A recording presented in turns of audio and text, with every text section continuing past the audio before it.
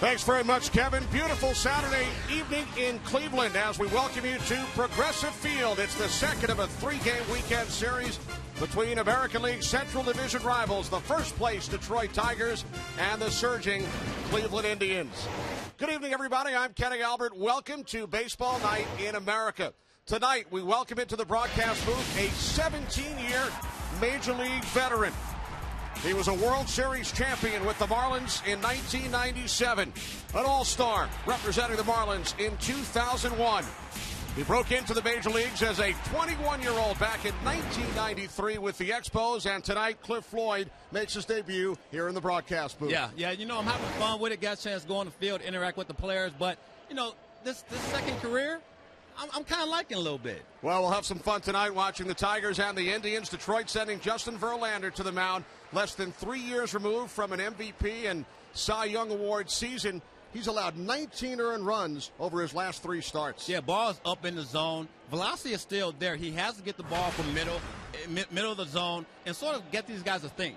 He has to get to his secondary pitches. The only way to do that is establish a fastball early, but if he can get to the fastball that's down in the zone, it'll make the secondary pitches that much better. Well, Justin Verlander hopes to turn things around tonight against the Cleveland Indians. Tigers won the series opener last night, 6-4. It's a tight race in the AL Central. The surging Royals, the White Sox and Twins hanging tough. The Indians looking for a repeat trip to the playoffs, while the defending champion Tigers hope to get Verlander back on track tonight here in Cleveland on Baseball Night in America.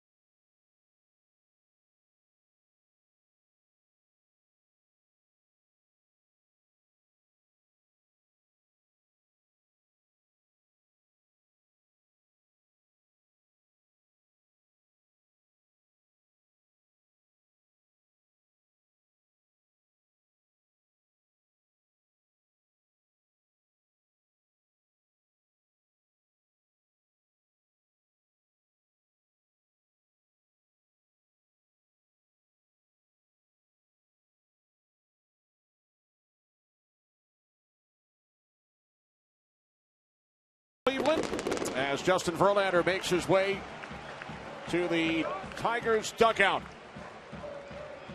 It's the middle game of this weekend series. 6-4 victory for Detroit last night. The Tigers batting order brought to you by Taco Bell. Sometimes you gotta live boss. Second baseman Ian Kinsler will lead off, followed by the center fielder Austin Jackson. Miguel Cabrera hits third. Victor Martinez and J.D. Martinez both went deep for the Tigers last night. Third baseman Nick Castellanos will hit sixth. Bottom of the order, Avila, Suarez, and Davis as the Tigers get set to face the 23-year-old right-hander Trevor Bauer, who will make his 8th start of the season, 16th career start. A former first-round draft pick, 3rd overall by the Arizona Diamondbacks. And Cliff, he likes to mix up his pitches. He's experimented with as many as 19 pitches during his young career. Yeah, that's pretty funny. But I think one thing is you have to narrow them down to, fastball, curveball, slider, whatever's working for him. And I think that's the biggest thing as a hitter. You try to eliminate those pitches and put him in a position where he has to come to you. If he establishes fastball in, it's going to be a tough night for the Detroit Tigers. Bauer was matched up with Verlander back on May 20th here in Cleveland. A 6-2 Indians victory.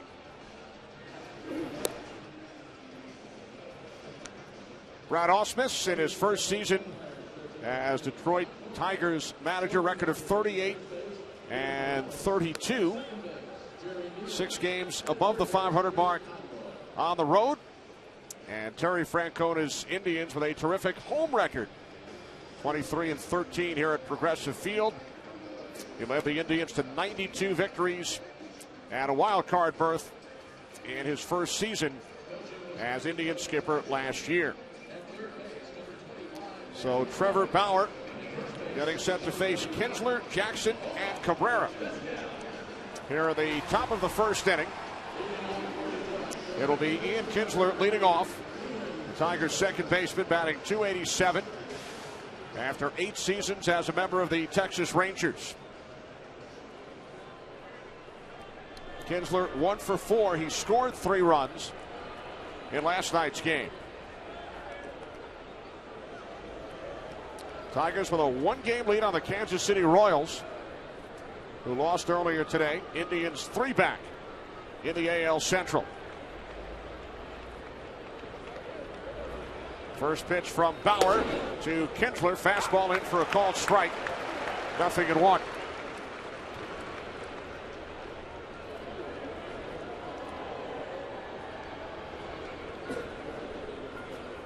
The 0-1 from Bauer.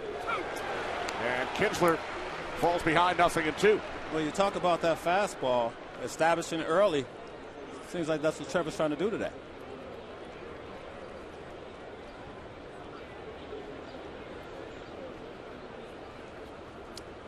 Now the 0-2 from Bauer, missing low and away. 1 ball, 2 strikes with Austin Jackson waiting on deck.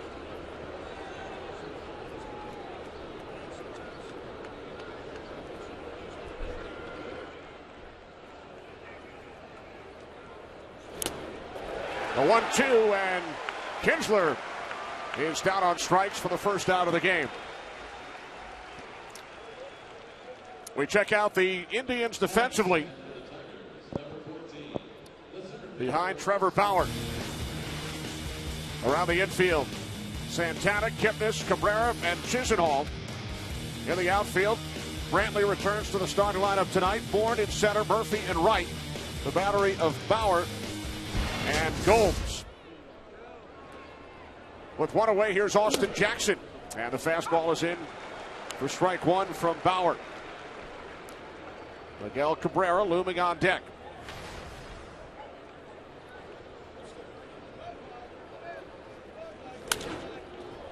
Right field, Murphy. Quickly 2 away. And, go back to Bauer, when we talked about it before the game. When you establish a fastball, it allows him to have the confidence. And now maybe second time through, he comes back with his secondary pitches first and sort of pitches backwards. That's the advantage of coming out and establish a fastball early in the game. Well, he has established that fastball. Now with 2 away, the base is empty. Miguel Cabrera. You might want to move that fastball around a little bit now, Kenny. Facing the back-to-back American League Most Valuable Player, who is 1 for 3 lifetime against Bauer. Cabrera takes inside, ball 1.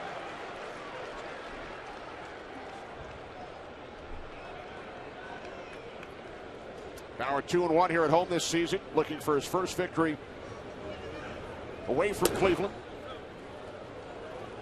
Ball 2 to Miguel Cabrera, who is 6th in the American League with a batting average of .318. Leads the Tigers with 57 runs batted in. And look at those numbers, Cliff, when he is ahead in the count. Yeah, he actually is a terror when he is ahead of the count, as he is right now.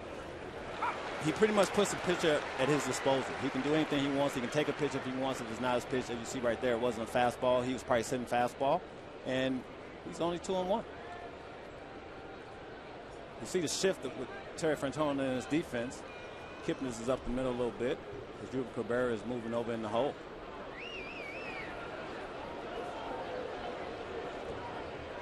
Two balls, one strike with 2 outs. Top of the first inning in Cleveland.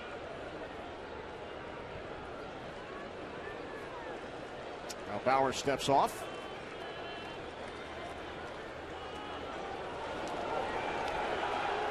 Well, we've seen this a little bit from Bauer and Gomes. And the fact that they go back and forth a little bit in terms of him getting the pitch selection that he wants to throw. And listen, I have nothing, I have nothing against that. If I'm Trevor Bauer, I want to be able to throw the pitch I want. And Yan Gomes wants to establish fastball, as we've seen, but you still want to be able to move the game faster for the guys playing behind you on defense.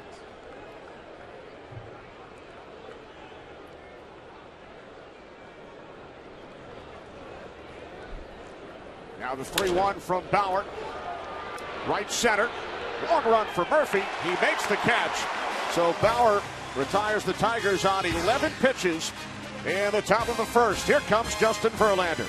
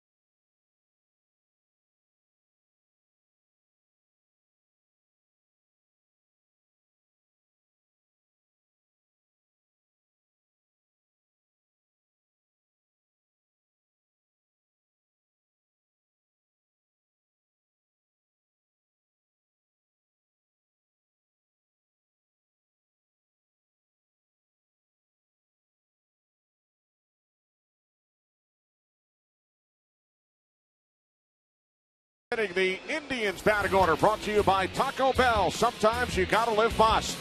Michael Bourne leads off, followed by Asdrubal Cabrera. Michael Brantley, the left fielder, will hit third. Jason Kipnis in the cleanup spot, followed by Carlos Santana. Lonnie Chisenhall hits sixth. Bottom of the order, Nick Swisher, David Murphy, and Yan Gomes as the Indians get set to face the 31-year-old right-hander Justin Verlander, a game below the 500 mark, earned run average just under 5. He's allowed 19 earned runs over his last 3 starts, at least 5 earned runs in 6 of his last 7, facing Michael Bourne, who swings out the first pitch and fouls it off down the left field line. All right, Cliff, you faced Verlander back in 2008 as a member of the Tampa Bay Rays. What's it like? Well, it's never easy, I'll tell you that. It's uncomfortable, to say the least. But the one thing that you've seen of late is he's allowed guys to get a little bit more comfortable. And I think that's the one thing he's trying to eliminate, because he is the ace for a reason. Michael Bourne 2 for 5 in last night's game. Takes a strike on the outside corner. 0-2. And how about Bourne's career numbers against Verlander? 10 hits in 24 at-bats, hitting .417 against Justin Verlander. Yeah, I think the big thing with Bourne is you have to, short and quick strokes, fastball straight. Bounce and to he's the fast. right side. Yep. Here's Cabrera. Verlander over quickly to cover. The entire board. One away here in the bottom of the first inning as we check out the Tigers in the field behind Justin Verlander. You saw Miguel Cabrera, the first baseman, Kinsler at second, Suarez at short, Castellanos at third. In the outfield, Davis, Jackson, and J.D. Martinez. Avila behind the plate. Tigers 16 errors committed this month. Only the A's with more. So one away for Asdrubal Cabrera, who went deep in last night's game. A 3-run shot in the 8th after the Tigers took a 5-0 lead.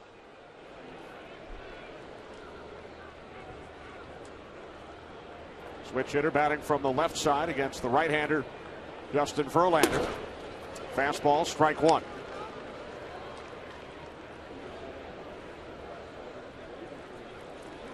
Something to keep an eye on tonight is first two guys are swinging at the first pitch from Verlander, trying to get him before he gets deep into the count. Something to keep an eye on tonight. Cabrera steps out. Cabrera 233 lifetime average against Verlander, 14 of 60.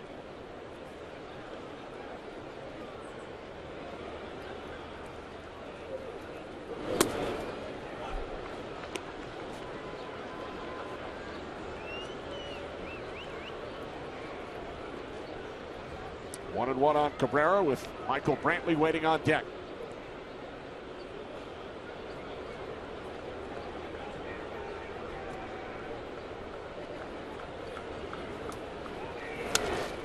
Well, back now 1-2. Verlander in his 9th season, 143 career wins. 13-12 last year, just 6-7 over his first 15 starts this season.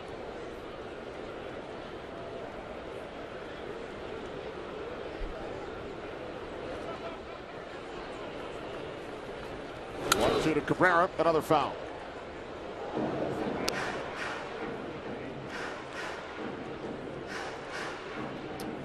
Verlander has allowed 7 earned runs in each of his last 2 starts. Lost to the Royals 11-8 on Monday. Allowed 7 runs on 12 hits in 6 innings.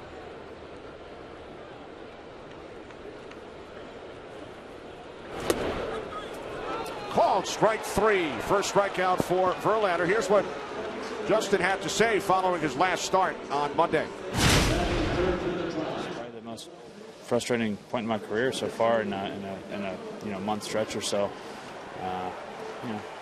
Got to work through it. It's easy to look at things and say, there weren't a lot of hard hit balls, but that seems to be a running trend. So I need to make better pitches. Well, adversity for me is what he's dealing with right now, and I think every player goes through it at some point. When you talk about Justin Verlander, you don't think he'll go through it, but he's human and he's going through it and he's figuring it out. And I think as long as he's working at it, nobody has a problem. This is Michael Brantley with 2 away. Brantley pinch hit in last night's game. This is his first start in 4 games. Suffered a mild concussion in a collision on Monday.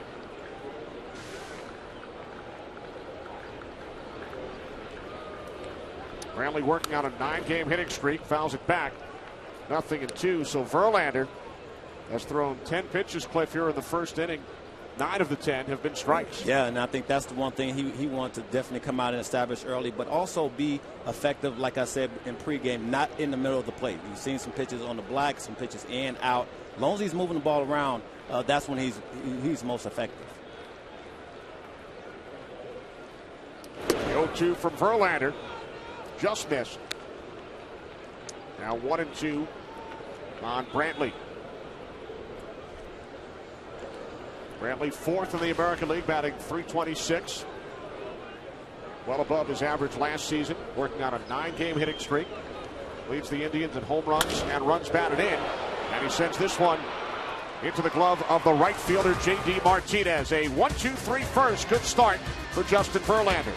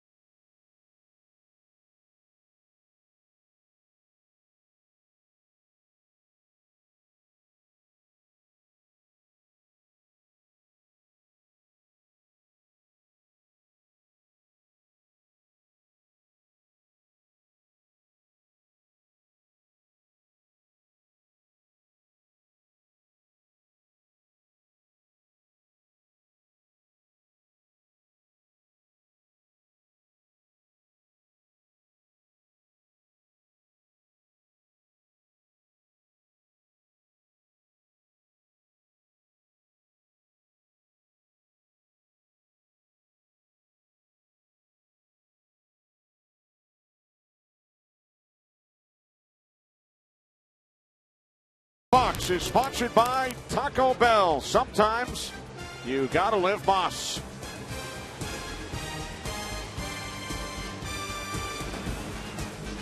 It's the Tigers and Indians here in Cleveland. Top of the second inning. Kenny Albert, Cliff Floyd. A 1-2-3 first for Trevor Bauer on 11 pitches. Now facing the middle of the Tigers order. Victor Martinez, then J.D. Martinez, then Nick Castellanos. Victor Martinez, the former Indian, off to a great start. Third of the league in batting average. Team leading 18 home runs. Went deep in last night's game. As did J.D. Martinez, who was on deck. Oh. And Victor Martinez crushes this one. Deep right field, no doubt about it. 19th of the year for the ex-Indian, Victor Martinez. Tigers lead 1-0. That ball was absolutely destroyed.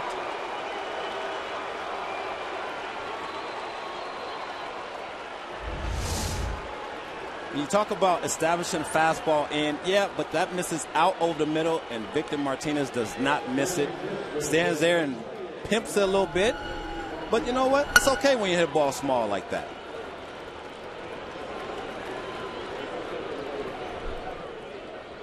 So Victor Martinez goes deep.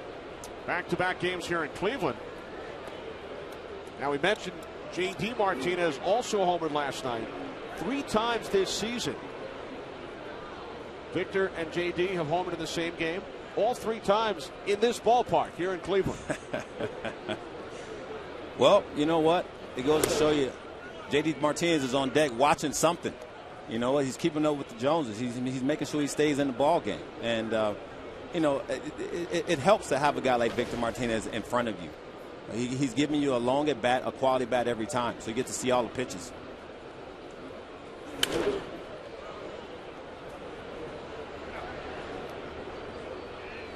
What a week it has been for J.D. Martinez. This on Monday night. J.D. with 4 home runs this week, including 1 in each of the last 3 games. He's getting an opportunity to play. And, you know, unfortunately, Torrey Hunter has been hurt a little bit, hampered by the hamstring, but he's getting a chance to play. A little chin music from Bauer. Just back J.D. off the plate a little bit. Hello.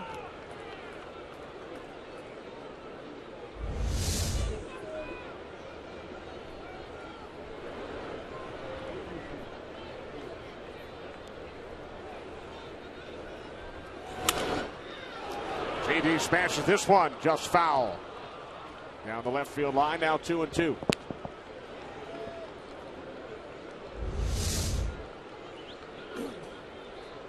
That's just smart hitting.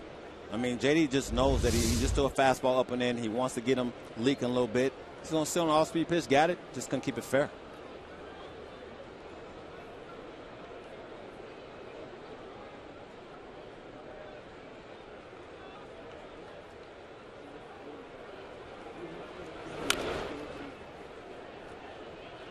J.D. Martinez spent parts of the last 3 seasons with Houston. Astros released him during spring training. And Brad Ausmus, the Tigers manager, says, I didn't really see him much. Once he joined us, he was on 1 trip during spring training, but the game was rained out, so I never saw him play. Yeah, you know what? He was in minor league camp. He wasn't in big league camp. So he didn't get a chance to see him, but he made some adjustments to his swing. He moved his hands down a little bit, got more comfortable. And now what it has allowed him to do is hit the ball to the opposite field. He's more comfortable swinging the bat, hitting the ball to the opposite field, not, you know, just flaring the ball there, but swinging with power. That's the difference. Payoff pitch from Bauer, fouled off to the right side. He hit 10 home runs in 17 games with AAA Toledo. And he has been on fire with Torrey Hunter out of the Tigers lineup. There's nothing wrong going down to the minor leagues and getting yourself right and getting back up, but you go down and hit 10 homers, people start to take note. Eighth pitch of the at-bat is a base hit into left field. So J.D. Martinez extends his hitting streak to 11 games. This ball's up in the zone. J.D. just stays right on it and smokes it to the left side. That ball's right down the middle. He stays on it nicely. Backside through, and a bullet.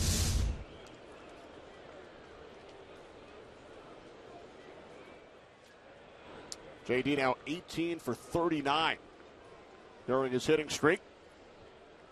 So after Bauer retired the Tigers in order in the first, Victor Martinez leads off the second inning with a solo home run, followed by a J.D. Martinez single. Here's Nick Castellanos. Castellanos batting .342 over his last 20 games. 1 for 4 last night.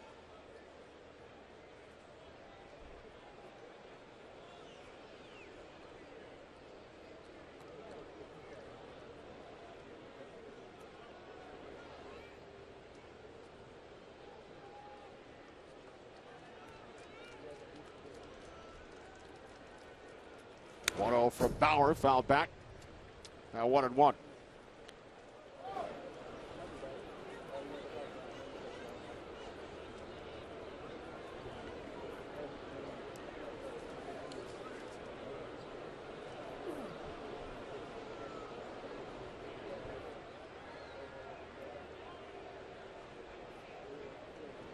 Tigers with a 1-0 lead on Victor Martinez, 19th home run of the season. Castellanos with a base hit into right field.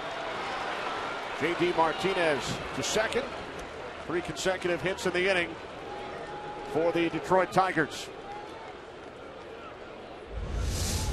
Another pitch up in the zone, down the middle, splitting the plate in half, and you just can't do that. Nice hands, stayed through that baseball nicely, Nick. Base hit to right. So with 2 on, still nobody out.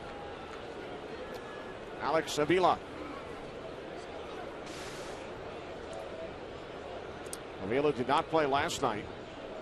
He's 2 for 2 with a home run against Bauer.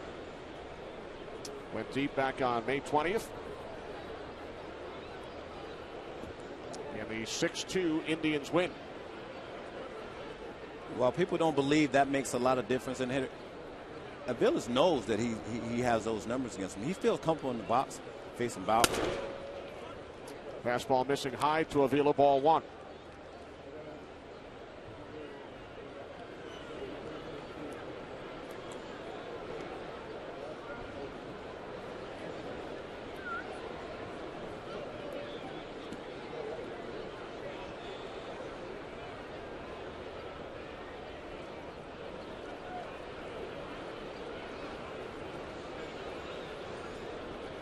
Two on, nobody out.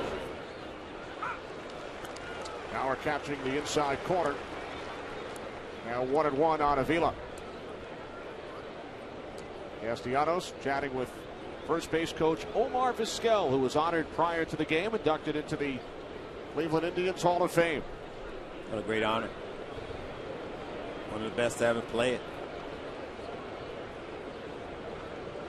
Changed into his uniform pretty quickly. Yeah, he did. Superman that, didn't he?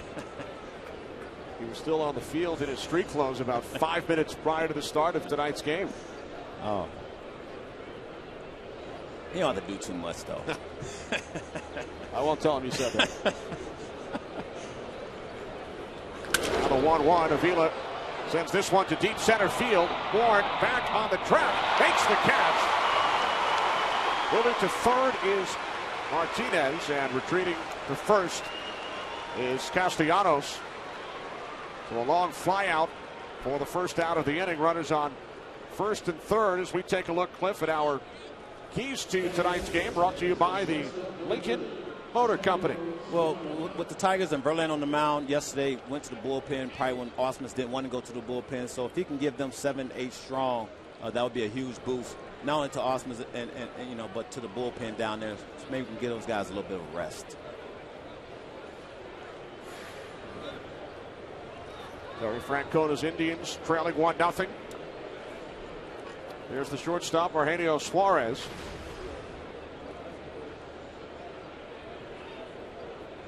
(22 years of age, his 6th year in the Tigers organization. First and third, 1 out. Strike 1.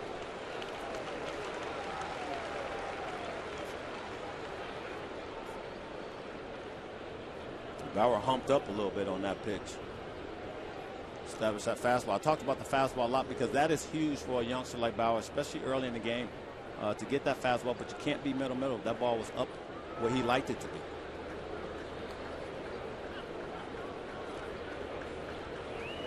The 0-1 from Bauer fouled back to the screen, so Suarez falls behind 0-2.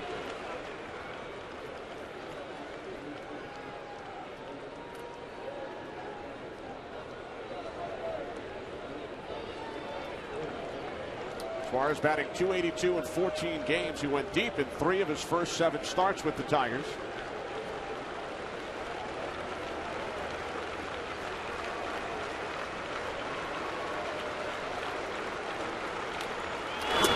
From Bauer. Called strike 3 on the outside corner.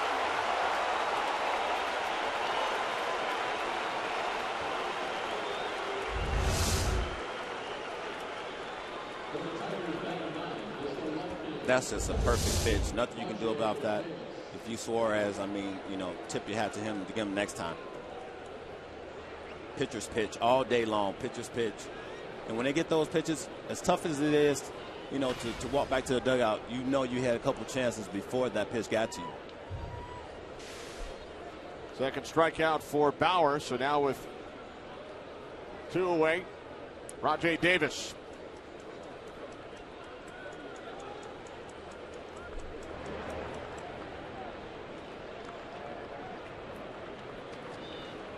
Runners on the corners, 2 out.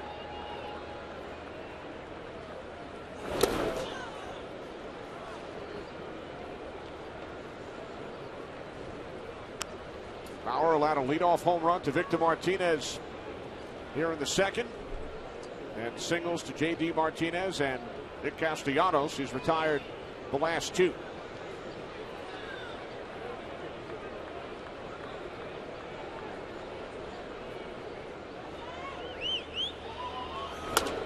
Fastball missing high, ball 2.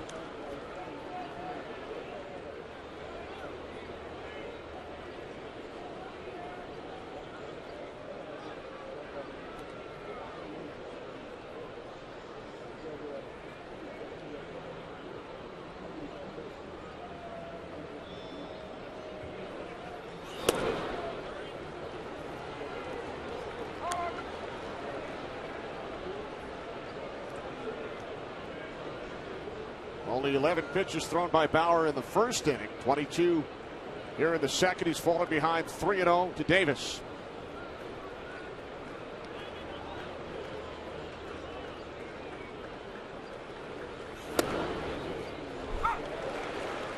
And as much as you would like to say pitch to contact, as we've seen, you know, early in this inning, homer and 2 base hits, in this situation you want to pitch to contact. You don't want to get that pitch count up too high. You got a guy in Rajai Davis that doesn't hit well with runners in scoring position as it is. You got to challenge him right here. 3-1 from Bauer. Davis gets the bat on it. Center field, Bourne. So the Tigers scram 2, but they take the lead. Home run number 19 off the bat of former Indian Victor Martinez.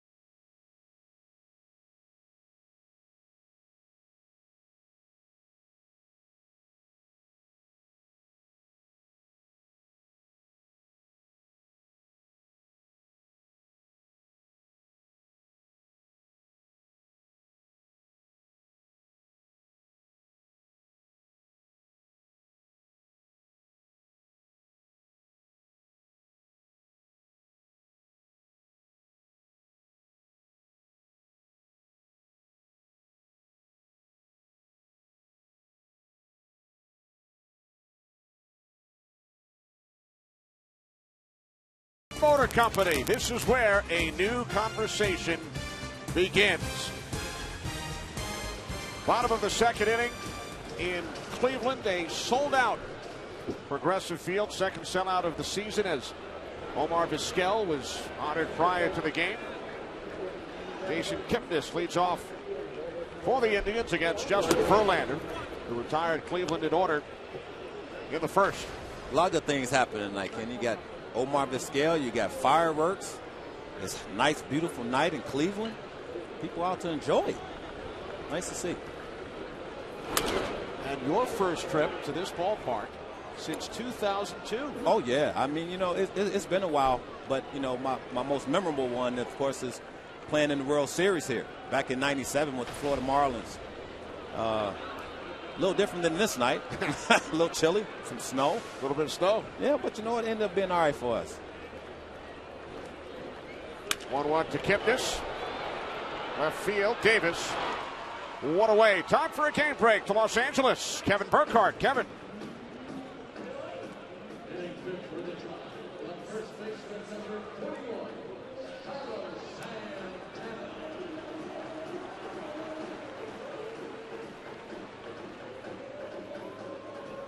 That's 5 straight for the A's, who lead the American League West by 6.5 over the Angels. Thanks, Kevin.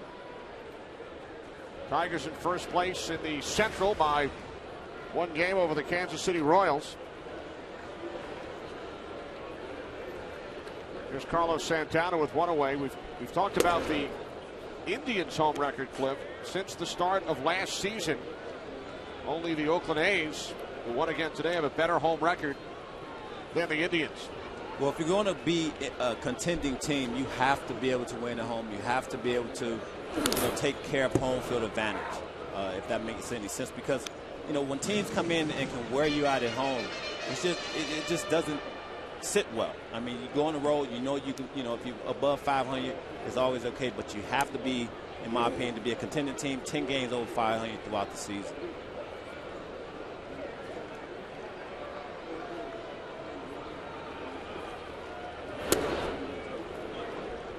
You saw Santana's numbers since returning from a concussion last month.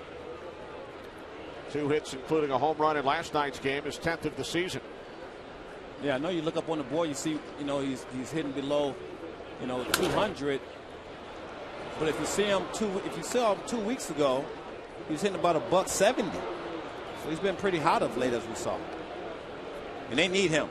If you want a deep lineup, you know, to go out there and be able to attack these pitches every single night, you have to have guys like Carlos Santana coming through, you know, on a nightly basis.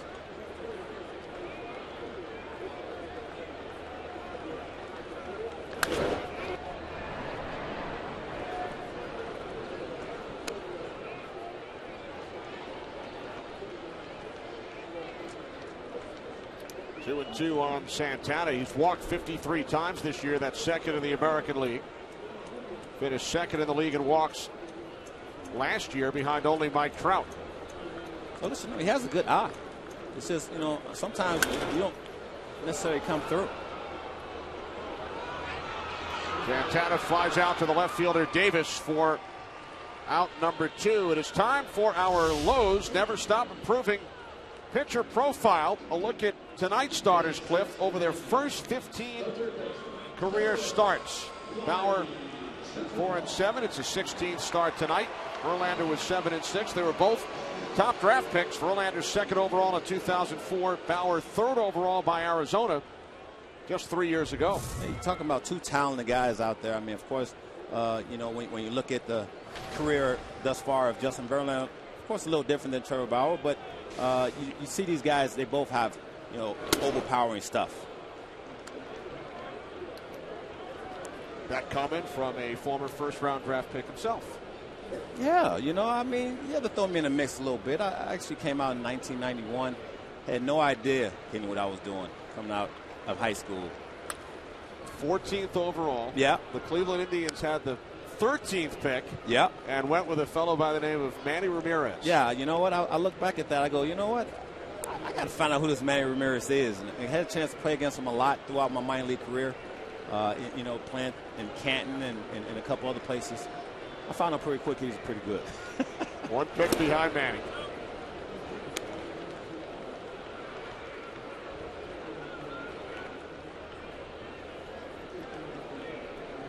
Two and one on Lonnie Chisenhall. 6 of 18 lifetime against Verlander, who has retired the first 5 Indians he has faced here tonight. But behind in the count to Chisenhall, 3 and 1.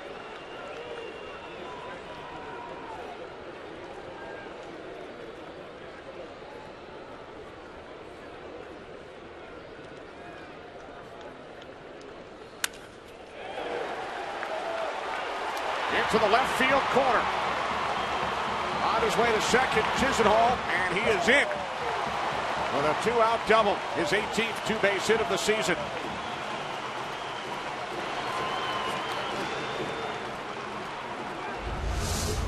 Three-one count for Chisenhall. He sits back. Nice piece of hitting right there. Doesn't try to pull it. Stays on it. See that head is down. It's nice little slice and double down left field line. Chisenhall leads the Indians with his 18th double. First Cleveland base runner here tonight against Verlander.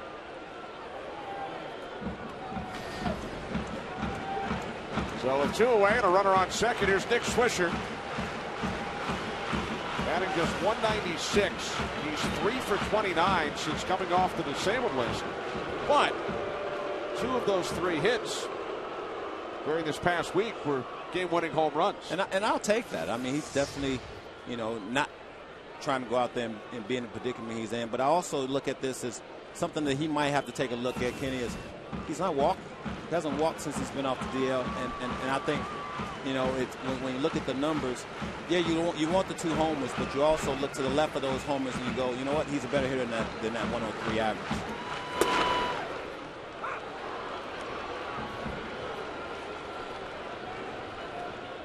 Swisher 0 for 4 last night. 214 lifetime average against Verlander. And you mentioned the lack of walks, but since 2006, 3rd most in all of baseball. Well, that's why it's odd to see he hasn't walked, because he does have a good eye. He's been a guy that's been known to have a good eye. That's been known to give you a quality at bat every time he steps in the batter's box.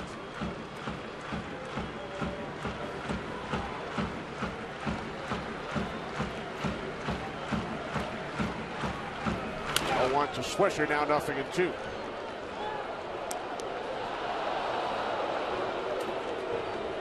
Tigers lead 1-0.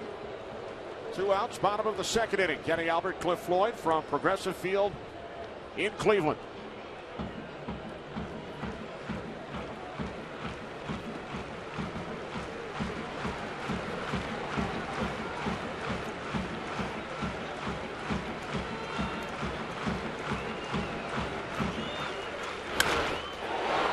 One hop, bounces away from Kinsler. Here comes Chisenhall. Indians tie the game at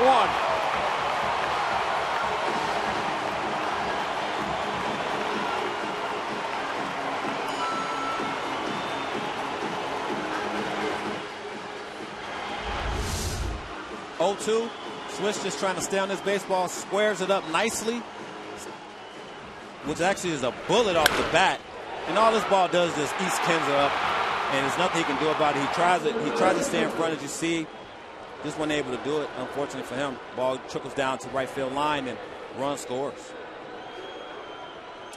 Error charge to Kinsler, only his 2nd of the season. It's a tough error. Yep. So Chisenhall scores for 2nd. Swisher now on 2nd. And David Murphy fouls off the first pitch from Justin Verlander, 0-1. Murphy batting .260, but he is 0 for his last 23. It's tough to when you see that, from a guy like David Murphy, because he started off so well. But you go through those ups and downs throughout the seasons. It's how you come out of them and get yourself righted.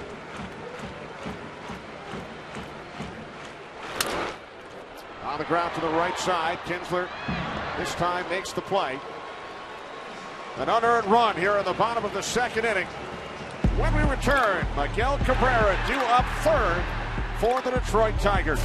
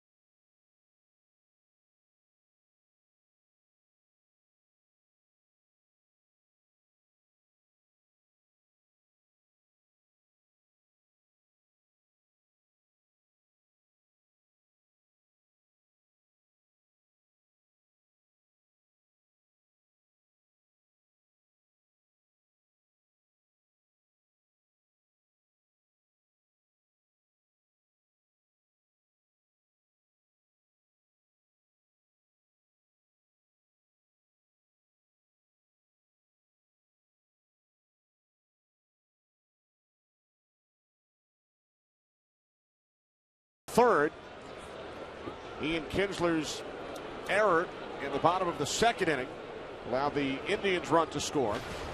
Now Kinsler leads off against Trevor Bauer. Kinsler struck out leading off the game, swings at the first pitch, sends it into right center, and the catch is made by the right fielder Murphy on the run for out number one. Later tonight, our Major League Baseball doubleheader continues over on Fox Sports 1 as the Rangers take on the Angels. It continues at 10 Eastern on Fox Sports 1. To find Fox Sports 1 on your provider, go to foxsports1.com today.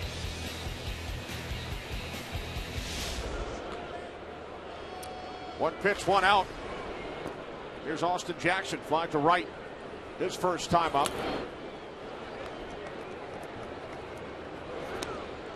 You like to see that from Austin.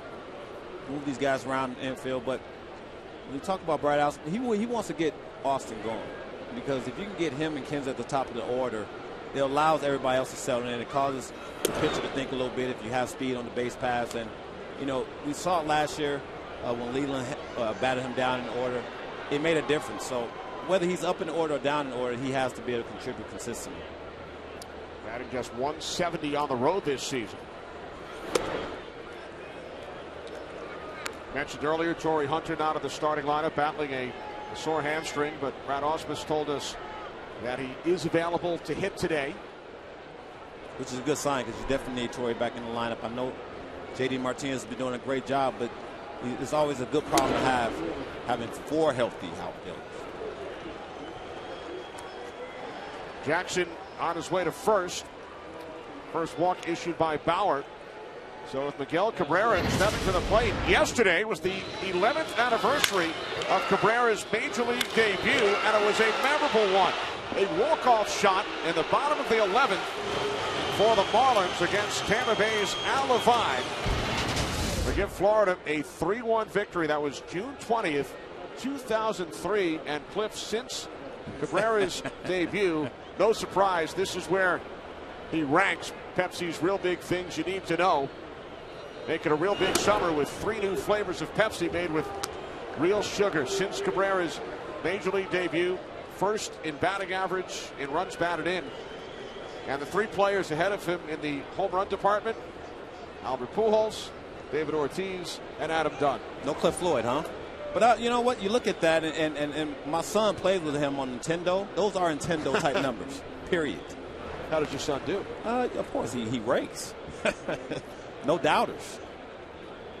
And Cabrera, a guy that you spent some time around when you were with the Marlins back in 2002, the season before he made his major league debut. Yeah, saw him down on the farm, and he was a youngin, trying to find his way, but he found his way pretty nicely. Sure did.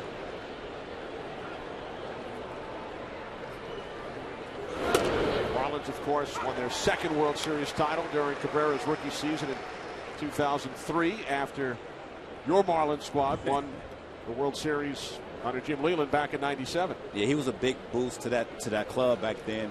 You look back on that year, and when he got called up, he was able to come and give them, that added bat in the lineup that they desperately needed, and he carried them to the World Series title.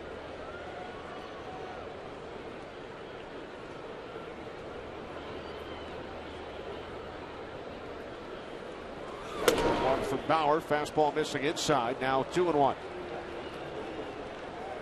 You see Bauer there hold the ball a little bit. I know you got speed at first base, but it also throws off the hitter. And if you want to throw off a really good hitter like a Miguel Cabrera, it maybe doesn't bother him as much, but I would at least like to try it. Jackson takes his lead off first. One out, top of the third inning.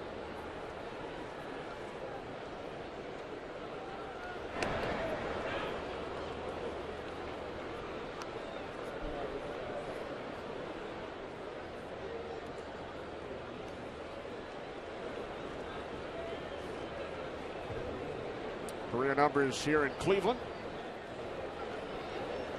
I would assume he has those type of numbers in every ballpark. It's a pretty good bet.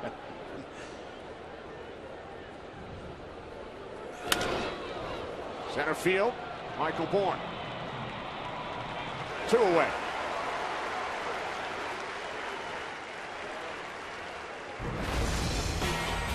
Back-to-back Venezuelans in the Tigers order: Cabrera and Victor Martinez.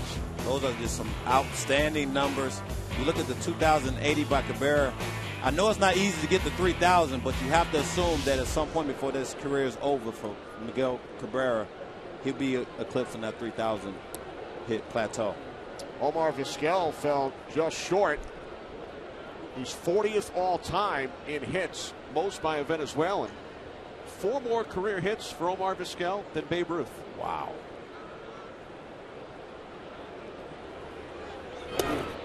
Did I see that right? 24 years? 24 years. 11 here in Cleveland. 3-time All-Star, 11-time Gold Glove Award winner. He was the oldest player to ever play shortstop in a major league game, just 2 seasons ago at the age of 45. And was doing a heck of a job doing it. I mean, it was fun to watch him play. And if you were an older guy, he kept the motor running for you.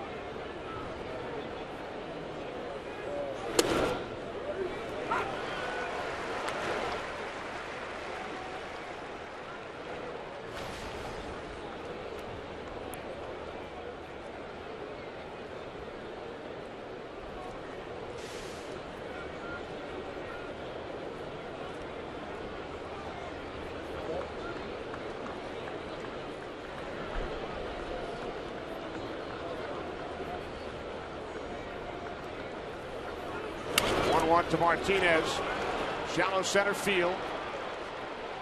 Catch is made by the shortstop Cabrera, so that will do it for the Tigers in the third.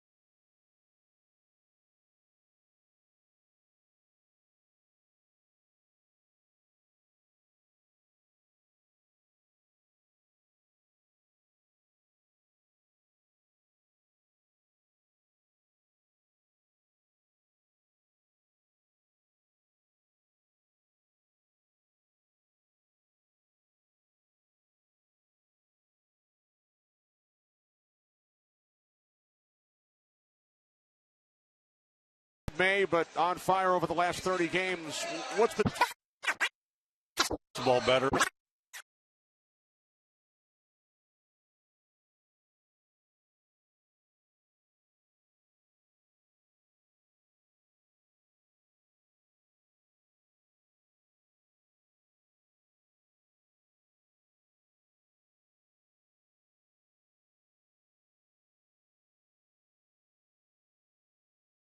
Tigers, 1 run on 1 hit for the Indians. Bottom of the 3rd inning on Baseball Night in America from a sold-out Progressive Field. Yan Gomes will lead off for the Indians against Justin Verlander, who allowed an unearned run in the 2nd.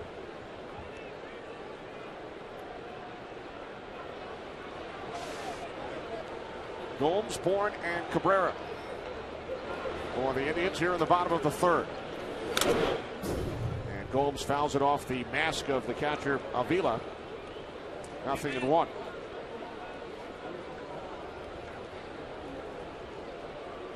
Those catchers get beat up. I mean, you know, you wonder, play a lot of the years, saw a lot of different catchers. You wonder why you want to go back there and get beat up all the time.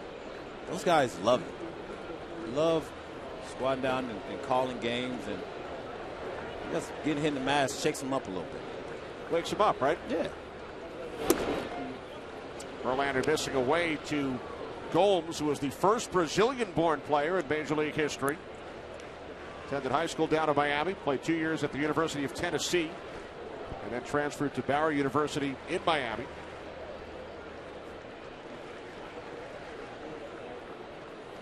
One fouled off to the right side. Now 1-2.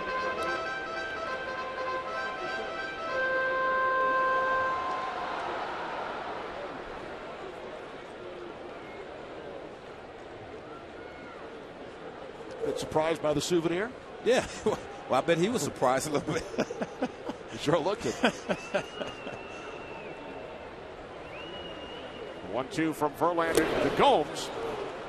Strikeout number 2 for Justin Verlander.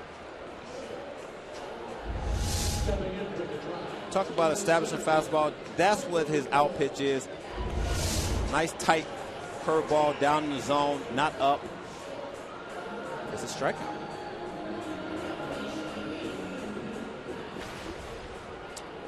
Now facing Michael Bourne, who bounced to the first baseman Cabrera his first time up.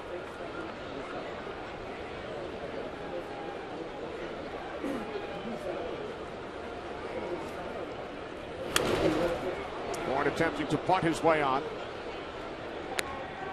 Verlander already in a much better spot than his last start against the Indians here in Cleveland just over a month ago, when he allowed 5 runs over the first 2 innings. Yeah, well, the one key component to him right now is early establishment and placement of his pitches. If his pitches are where they are right now, it allows him to stay, you know, confident. It allows him to stay into a rhythm.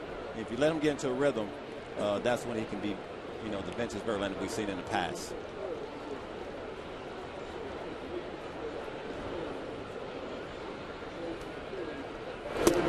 Now 1-2 on Bourne, and you alluded to this earlier. Brad Ausmus mentioning that since Verlander's last start, he's looked at some more video than usual. They've talked mechanics. Ausmus telling us earlier today that as a former catcher, he can help identify certain things with his starting pitchers. Well, it's very easy when things are going well and you got 99 in your back pocket, you go to it when you want. Because when you have the adversity, is when the game gets tough a little bit, and then you have to get through it.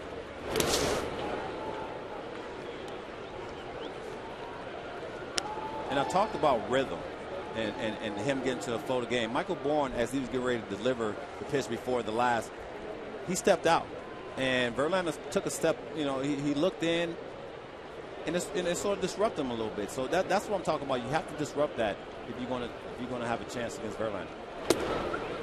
Called strike 3. No chance right there.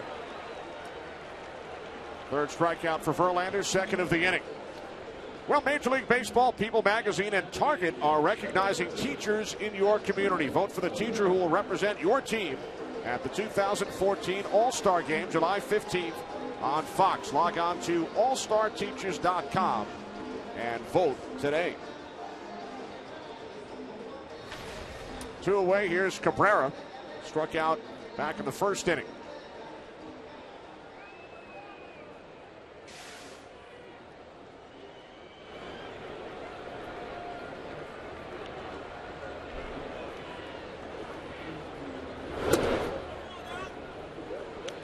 Cliff, I mentioned you haven't been to this ballpark since 2002.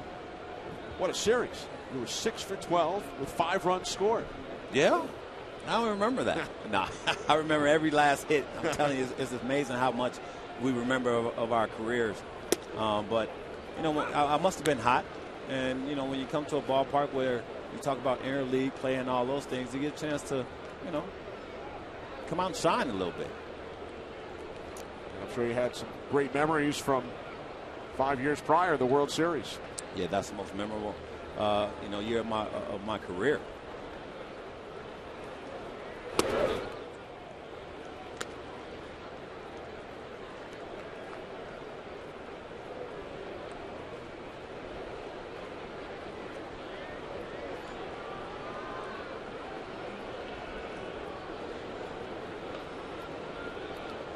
Two, 1, 2, Cabrera.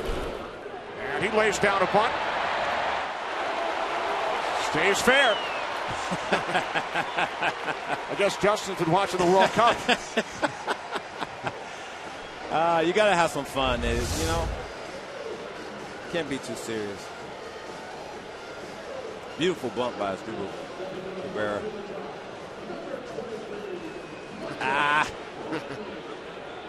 Hey, he didn't even touch that ball. Now he touched it. Remember Richie Hebner? Remember when he attempted, he got down on his hands and knees and tried to blow the ball into foul territory? Actually, he blew it, and they actually gave the hit to the hitter, right? What's the strangest thing you've seen in that situation? Was that it right there? That was probably it. I've never seen that.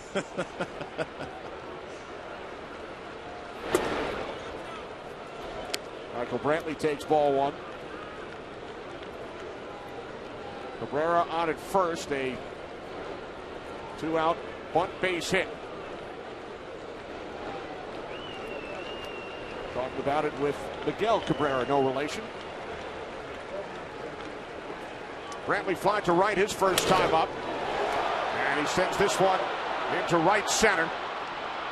Coming out to make the catches, J.D. Martinez crossing in front of Austin Jackson. 3 innings in the books here in Cleveland, tied at 1.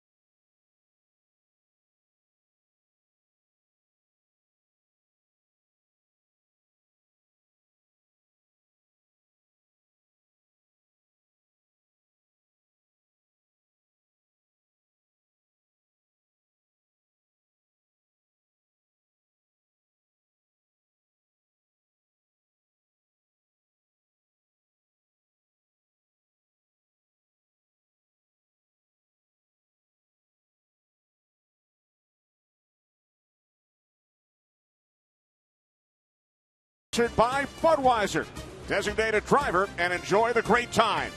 And by T-Mobile. Top of the fourth here in Cleveland, tied at 1. Kenny Albert, Cliff Floyd. J.D. Martinez leads off for the Tigers. Single to left in the second inning. And we mentioned earlier, Tigers picked up Martinez after he was released by Houston during spring training. And what a compliment from his manager, Brad Ausmus. He told us before the game, Cliff, he said J.D. has as much power as anyone I have ever seen. And he flies out on the first pitch to Michael Bourne. With Trevor Bauer on the mound, we spoke to Indians manager Terry Francona. Indians started the season 19-25, but they've won 18 of their last 30. We asked Terry, what's been the biggest change? I think a lot of things. I think we've started to catch the ball better. I think our pitching has allowed us to kind of, even when we're streaky offensively, our starting pitching and our bullpen has kept us in games. And our guys play 9 innings, which there's a lot to be said for that. They just keep playing. Like you said, we have some ups and downs, but they always keep playing. Terry, you look at Trevor in the first inning, very smooth. Second inning, got the ball up a little bit. Still establishes his fastball. What have you seen? Like you just said, when he's down with it, he looks real sharp, and everything works off of that. And when he elevates it, you're seeing some pretty hard contact. Victor got into one. They hit some balls hard for outs. So he's got to keep that fastball down and work off of that. And Trevor Bauer, Cliff, he's retired 10 Tigers. But as far as keeping the ball down, it's been up a bit. 8 of the 10 outs have been in the air. No ground ball outs to this point. Yeah, you have to keep the ball down. You have to be able to make these guys think a little bit. And, in the first inning, he was smooth. In the second inning, he did get some balls up, but he was able to get out of it pretty much unscathed with giving up 1 run. So, but that's what you have to, sort of live with a guy like Trevor Bauer. He's still trying to establish himself, so everybody is comfortable with him on the mound. And until he gets to that point, you're going to see innings like we saw in the second inning from him. Allowed a run on 3 hits in that second inning. Leadoff home run off the bat of Victor Martinez. 0-2 to Castellanos. He singled to right his first time up. I got a chance to see Nick Castellanos in the Rising Star game a couple years ago, and I thought he was a very, very talented young man. And, you think about him, and he's only 22 years old, getting a chance to play every day on a really good Detroit team.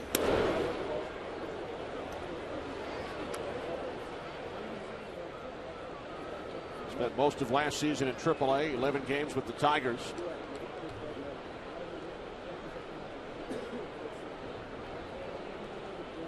'44th overall pick back in 2010 by Detroit.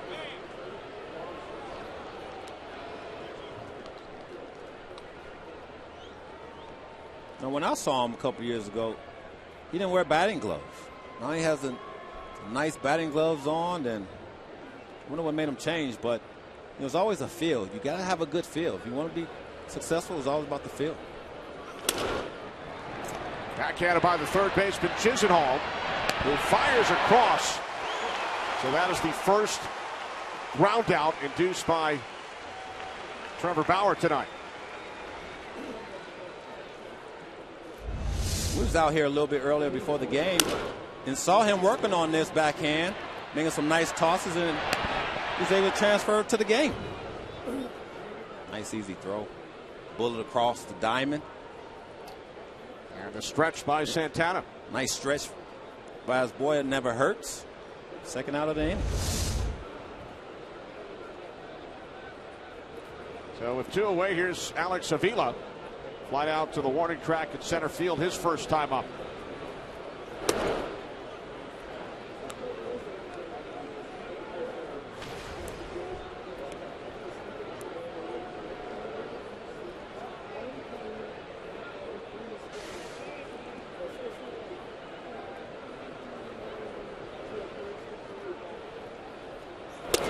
From Bauer, fastball missing low, ball 2.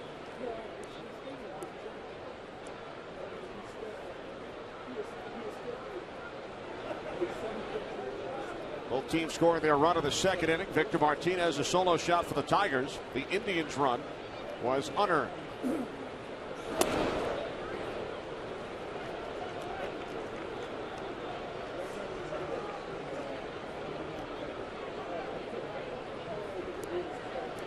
Sixteenth Major League start for Bauer out of UCLA. He was the Golden Spikes Award winner back in 2011 as the National Player of the Year.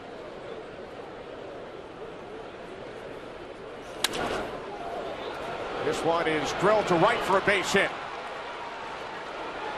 Wide turn by Avila, the throw into second.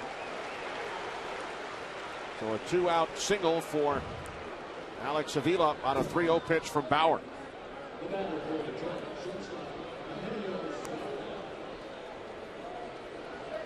Fourth hit of the game for the Tigers. Here's the shortstop Suarez, who was called out on strikes back in the second inning.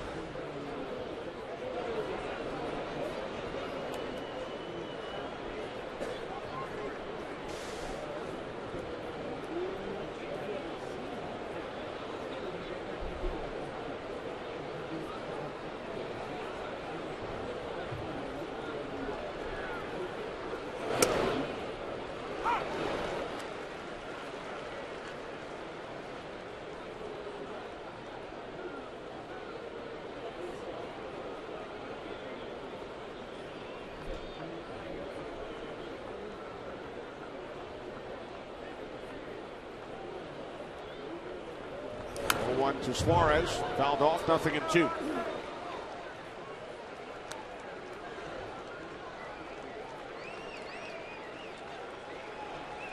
Want some cotton candy, Cliff? Yeah, I wouldn't mind some of that right now. Come on up this way.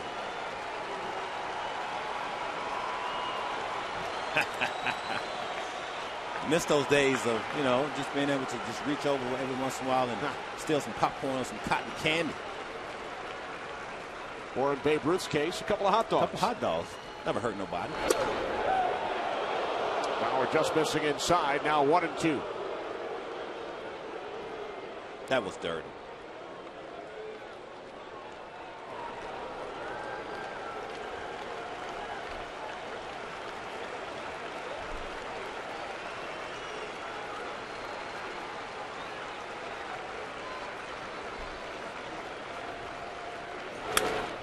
Center field, Michael Bourne.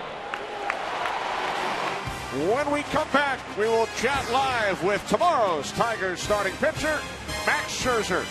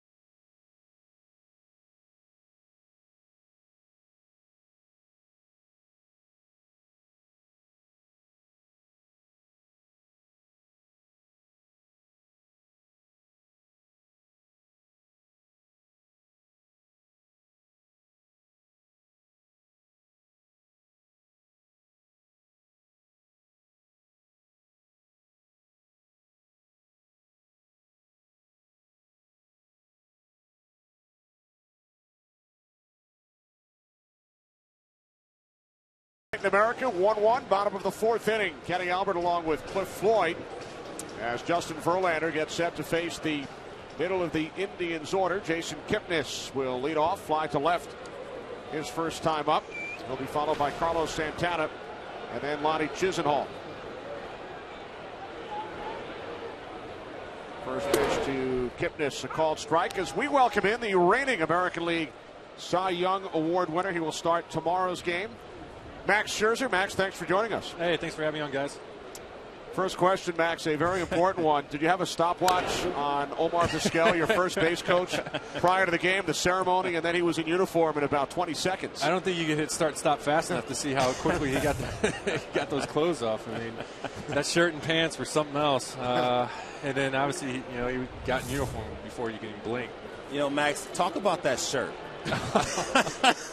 I don't even know what it was. I mean, it looked like one of the bullfighters, one of those type of shirts. But that's Omar. I mean, even when he travels on the road, I mean, his suits look like they're sofas. I mean, you just have no idea what he's going to wear next. 1-2 on Kipnis, and then Omar was right out of the first base coaching box moments later as Verlander delivers.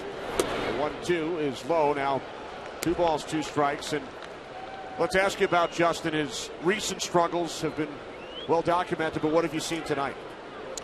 Looks like he's controlling his glove better.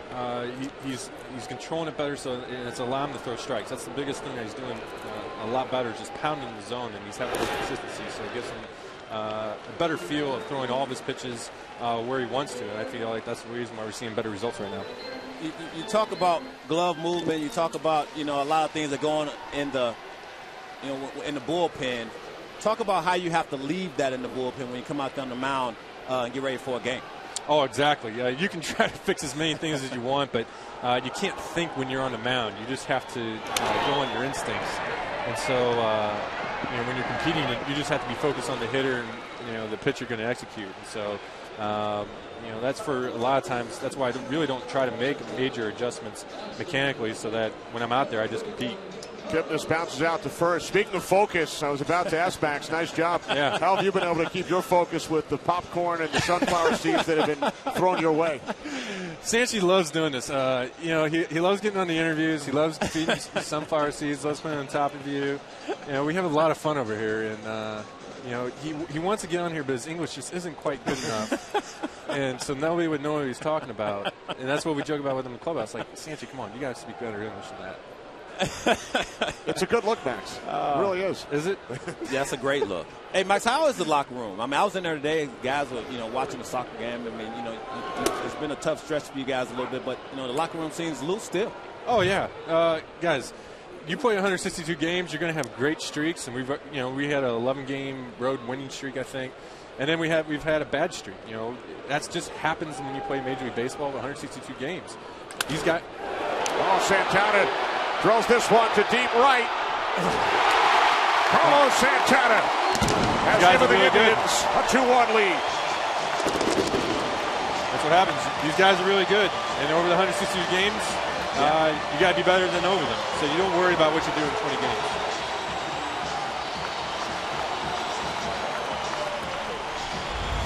The 11th of the season for Santana. Ball's in his wheelhouse as a lefty. He's looking there, gets those hands pulled in nicely, and it's a fly. He took Ian Kroll deep last night in the 8th inning. So as was the case with Victor Martinez, Carlos Santana with home runs in back-to-back games. One away, here's Lonnie Chisenhall, who doubled his first time up. Max, I have to ask you about 2 starts ago, your 179th career start, your first complete game. How did it feel? Oh, it felt great. It felt like I got a monkey off my back. Everybody made such a deal about not throwing a complete game and whatnot. But for me, it's all about pitching well. Whether I threw one or not, didn't change my mind on how to pitch. It just happened that I finally got some balls to be hit at some people and was able to kind of get into a groove and keep pounding the zone. And sure enough, I was able to go back out there for the 9th and finish it off. Max, I'm going to switch gears a little bit and go to the shift. A lot of teams shift. You know, you guys shift a little bit. I saw in the first inning. As a pitcher, talk to me about that. Do you like it? Is it something you go over and you know, of course you go over in the game plan, but you know, how do you guys dissect or sort of figure out how you're going to do it? You know, I let the coaches really decide on who they want to shift on, and then they come and ask me, or you know, they ask the pitchers, you know, do you like we're going to shift on these guys, and you know, we kind of give the final say. But my theory is, hey, if they have some type of data that says we need to shift to take away more hits, I'm for it. You know, I realize we opened up the bunt, but until that happens, let's play the odds and let's take away more out. So I think it's a good thing that we have even more data now that says, hey, in certain situations we need to shift. And I think you're seeing it more and more happen because you're seeing better and better results. So you live with the ball that's a routine grounder to second that goes through the hole. You're okay with that? Yeah. I mean, what would you rather? I mean, if 5 balls go through but you get 10 extra outs, what would you rather have? Right. So at the end of the day, it's about pitching. You can't pitch this shift. You can't do anything for it. You have to pitch your game and just trust, you know, what your coaches are, you know, analyzing and what they feel is best. Chisenhall down on strikes, now 2 away. Final question, Max. You're starting tomorrow's game, so what's your typical routine on the day before the start as far as scouting your opponent? You know, you just watch the game. There's nothing really in particular that you're watching for. You just try to see, you know, generalities. See if there's anything that a particular hitter is doing, whether he's covering in, away, if he's hot, if he's not. Just watch the game and enjoy another game in the big leagues. Well, Max, enjoy the rest of this one. As always, thanks for joining us. Great job. Best of luck tomorrow. All right, thanks for having me on, guys. Max Scherzer, the reigning American League Cy Young Award winner. Record of 8-3 so far this season. He's so good.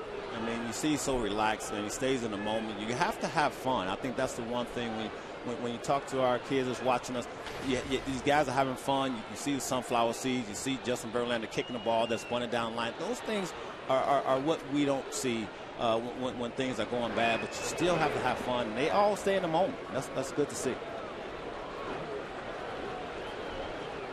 Indians have taken a 2-1 lead. Carlos Santana with his 11th home run of the season. 0-2 on Nick Swisher, who reached on an error back in the second inning.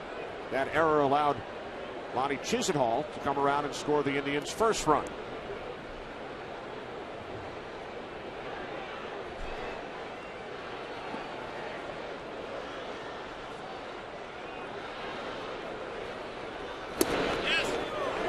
Swisher go around? He did, says third base umpire Chris Conroy. But the Indians take their first lead of the game. Santana off Verlander. 2-1 Cleveland.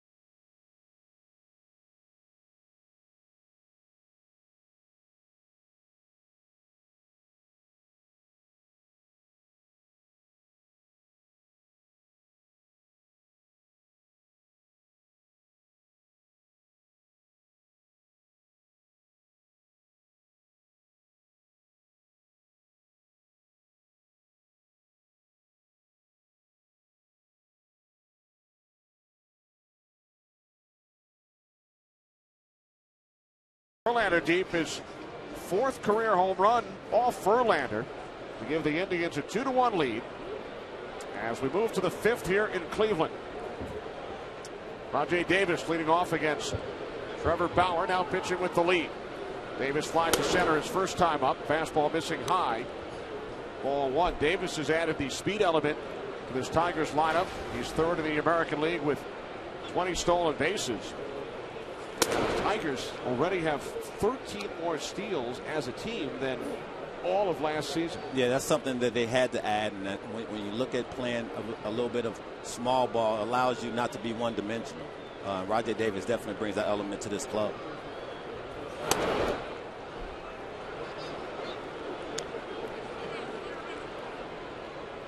Davis, Kinsler, and Jackson for the Tigers here in the 5th. Davis with 20 of the 48 steals for Detroit this season. Now 3-1.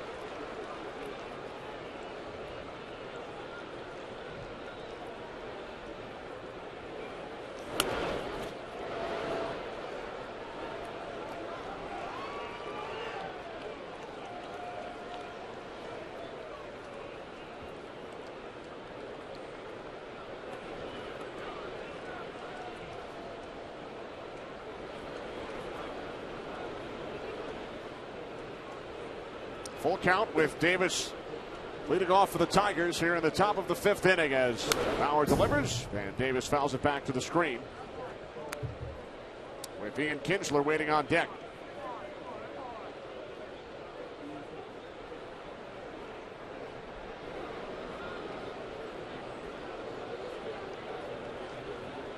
Payoff pitch from Bauer misses low and away, so Davis and his 20 stolen bases head down to first. The leadoff walk, second walk issued by Bauer tonight. Well, Tuesday, July 15th, baseball's best gather in Minnesota as Derek Jeter takes the field in his final All-Star game in what promises to be an emotional and unforgettable night. Special coverage begins at 4:30 Eastern on Fox Sports 1, followed by the 2014 All-Star game at 7:30 Eastern on Fox. So, Cliff, what are some of your biggest memories from your one All-Star game back in 2001 in Seattle? Well, first of all, how it unfolded, not getting picked and then actually getting the opportunity to go and being in the locker room with so many great players. You never forget those moments. You cherish them forever. And you can just say that, for at least once in your career that you was able to hang with some All-Stars, the best of the best. It's a great accomplishment, on your part. And that's how you got to look at it. I mean, you have to pat yourself on the back every once in a while because it keeps you going. Was there anybody that you were real excited to meet and spend some time around? You know what? It was so many different guys, but back then, I really enjoyed Barry Bonds. It was good to see him back then. I had a chance to talk some good hitting to him with him back then. I mean, he was doing some things that are really special, and you had a chance to learn a lot from him.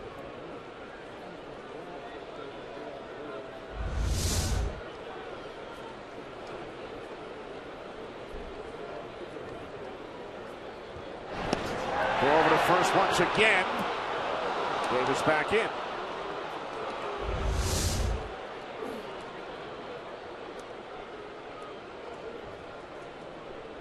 Santana could not hang on to the baseball. Well, if he catches that one, he's out. Umpire's in a good position. He almost looked like he was ready to call him out until he saw Santana drop the ball. Dave Morales, first base umpire. Roger might want to shorten his lead a little bit. There's been 2 close pickoff attempts already.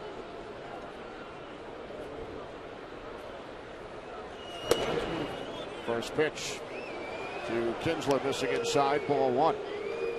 And that 2001 All-Star game, that was the game when Cal Ripken moved over to shortstop? Yeah, that was actually fun to see. You saw A-Rod get a chance to put Cal in his traditional spot at shortstop, and the game stopped for a moment, and Cal actually hit a homer in that game, if I remember correctly. So, those moments you always remember. But like I said, it's always fun to get a chance to go out there and hang out with the best of the group. Kinsler pops out to the shortstop Cabrera for out number 1. Fans, follow every game with MLB.com at bat on your favorite mobile phone or tablet. Get live look-ins, instant replay, scores, stats, audio, free MLB.tv, game of the day, and more. Download on the App Store or visit MLB.com today.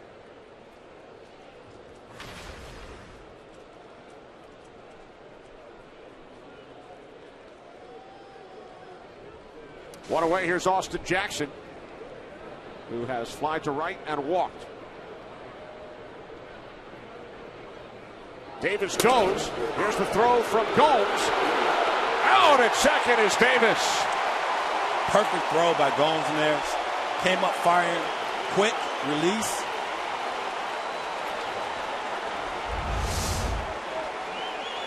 A little bit late by Rajay getting out of the box, getting to second base, and can't be let on this throw by Gomes. On the bag.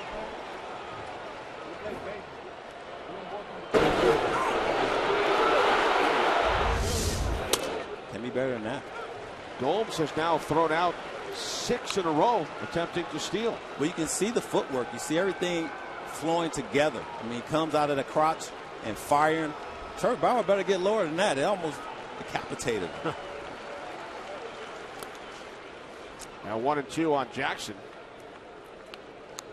Gomes threw out 2 potential base stealers last night, and now one of the best in the game, and Rajay Davis here in the 5th inning.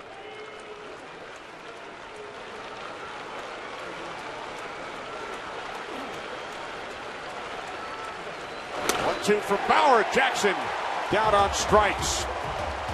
3rd strikeout for Bauer. Middle of the 5th.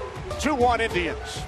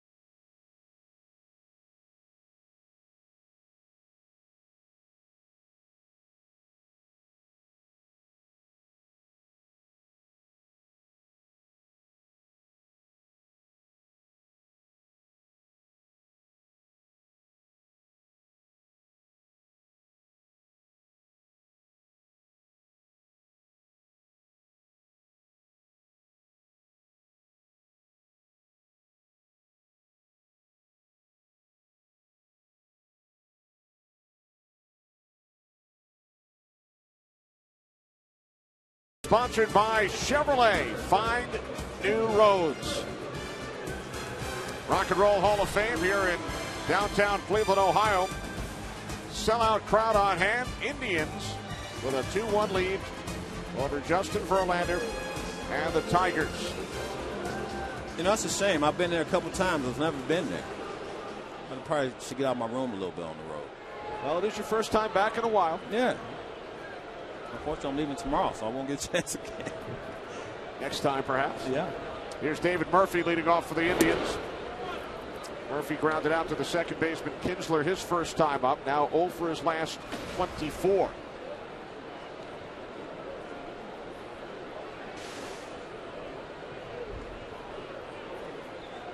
It played for 7 different teams. What were some of your favorite cities to visit as a major league player? Always loved going to Chicago. Being that I'm from there, but getting the opportunity to play in Wrigley Field was always great. You know, you get a chance to go as a fan, but actually to get on the field and play, you know, was more than I could ever ask for. My best ballpark was Arizona. Love going to Arizona. I hate the elements. If I hit a ball and I want it to go, I don't want the wind to play any you know, with it or nothing. I want the ball to go out if it's supposed to go out. Well, you did grow up in Chicago, so you certainly were surrounded by the elements throughout your childhood. Well, now that you're up here in the broadcast booth, does it look a lot easier? It definitely does. I tell you what, everything looks easy. When you're looking out, you know, at Justin Verlander's fastball, you look at Trevor Bauer, it sounds different, but it looks like, wow, I can get in the box and maybe I could do this. Ready to make a comeback? No. Well, we enjoy having you up here with us. Yeah, man, thank you. You know, it's been something, when you make the transition over, you have to never forget that you played the game. And I think that's one thing that the players always respect and always like, is you don't forget that you stepped on, you know, in between those white lines and get after it every single day. And as long as you don't do that, I think you'll be fine. You certainly look like you were enjoying your time in the clubhouses, on the field, prior to the game, in the dugout, speaking with managers and players. Yeah, you know, you have the commodity when you're playing, right? And that's the one thing that you miss. You know, you talk about, we was talking to Brad Ausmus about the guys going to eat dinner and hanging out. Those are things that you miss. And, of course, you love the family. And you know, you miss your kids and you want to be at home. But being on the road with your boys and getting a chance to do something you love to do every day, you know, you can't ask for any more in life than to be able to do what you want to do every day, get paid for it, and have a blast doing it. And you were also telling me about the one pitcher who you played with on 3 different teams who would give you batting advice. Pedro Martinez. Had a blast, you know, just being able to have him dissect my bats and sort of give me some tidbits on how to get better against pitchers that he was actually watching. And everybody thought that he was doing his own thing and he was, you know, he could have been selfish at times. Never once was Pedro Martinez ever selfish. I mean, he was giving me tips on how to approach a guy, and I definitely listen. He's one of the best ever touched the mound.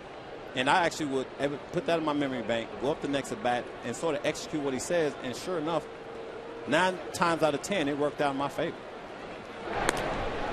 You played with Pedro in 3 different spots, Montreal, Boston, and then New York. Did you give him any pitching advice? Never.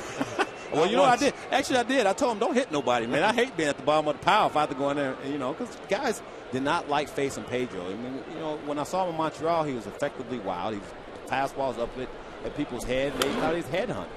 But he really wasn't. He was trying to find himself. He was trying to establish himself. He just got released by the Dodgers, or not released, but he was in a position where he didn't work out with the Dodgers.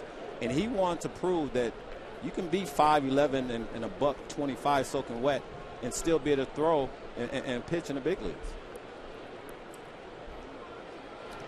0-2 on Gomes. Murphy takes his lead off first. And speaking of getting hit, when we were chatting with Brad Ausmus, you reminded Brad about the time when you were playing for the Mets and he was behind the plate for Houston and you were hit by Roy Oswalt. Yeah. And listen, when we had that conversation, Brad was like, I don't remember now. I'm trying to, you know, refresh that memory of his. He's going, no, I don't remember. I'm going, Brad, we had a conversation about it, buddy. I know you remember this. Bounce to third. Tigers get the force at second. So Gomes now on at first with 1 away as the Indians get the lead, or the Tigers get the lead runner.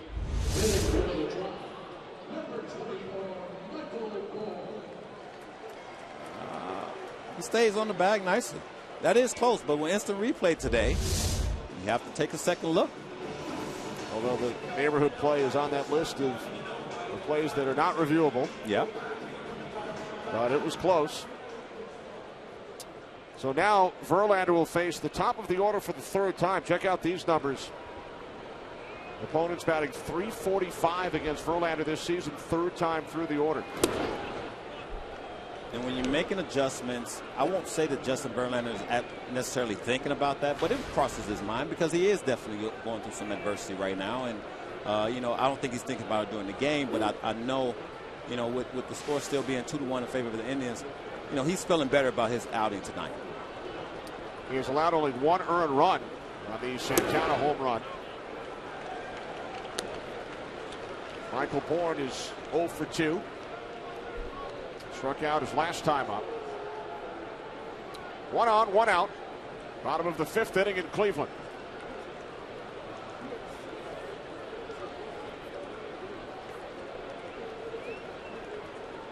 Indians with only 3 base hits to this point.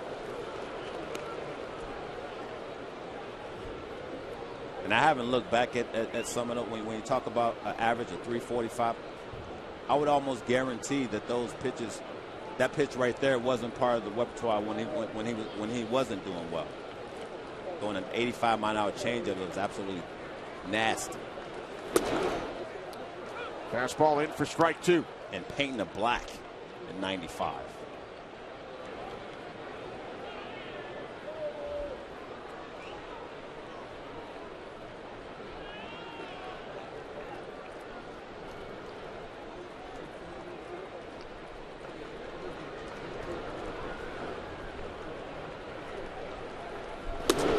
To Bourne. Fastball missing inside. The count is full.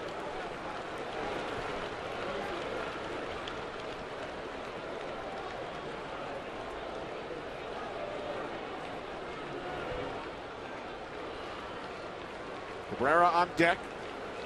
Gomes the runner on first with 1 out.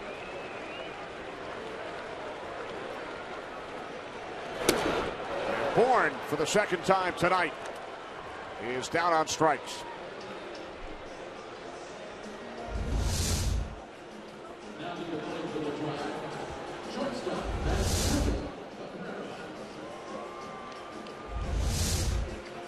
We talk about vintage Verlander. That is vintage Verlander. 85 miles an hour changeup on the 3-2 count. That's when he is at his best. The 6th strikeout. So with 2 away, here's Cabrera. Struck out in the 1st. Bunt single in the 3rd.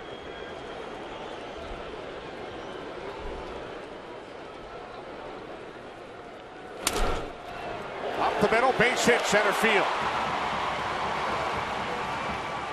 4th hit of the game for the Indians. 2nd for Cabrera. Cleveland now with 2 on, 2 out for Michael Brantley.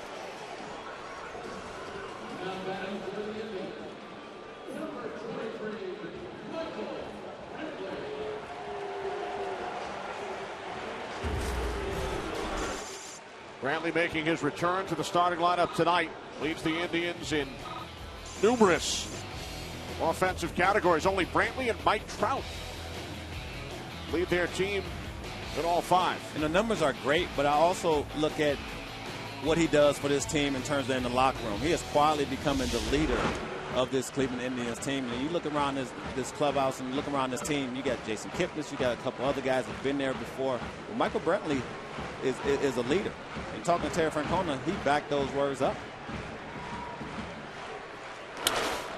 First pitch, Brantley lines out to the second baseman, Kinsler. Indians strand 2.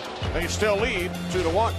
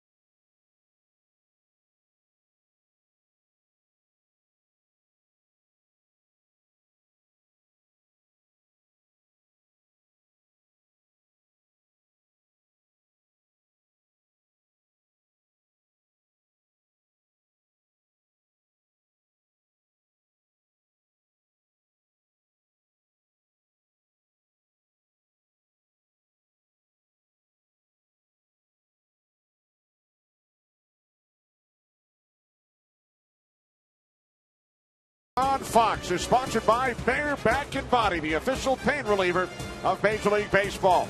And by Burger King. Right now, try the new extra long barbecue cheeseburger.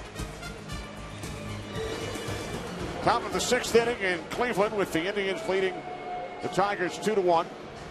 Each team with 4 base hits, 2 home runs in the game. Trevor Bauer has thrown 76 pitches over the first 5. He will face Cabrera, Victor Martinez, and J.D. Martinez. Cabrera has flied out twice.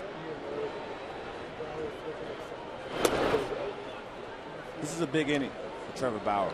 I mean, get through a tough part of this Detroit lineup, and you saw him thinking before he stepped on the bump right there. Sort of settle himself down so he can get into a good flow. Cabrera into the gap in left center. Off the wall for a 2-base hit. Leading off the 6th inning for the Tigers.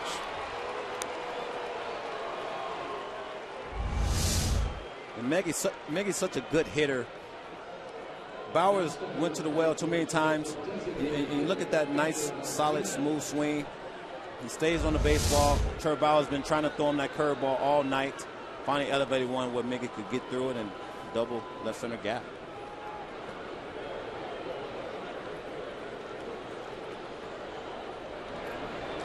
Team leading 25th double for Cabrera. Also leads the American League in 2 base hits.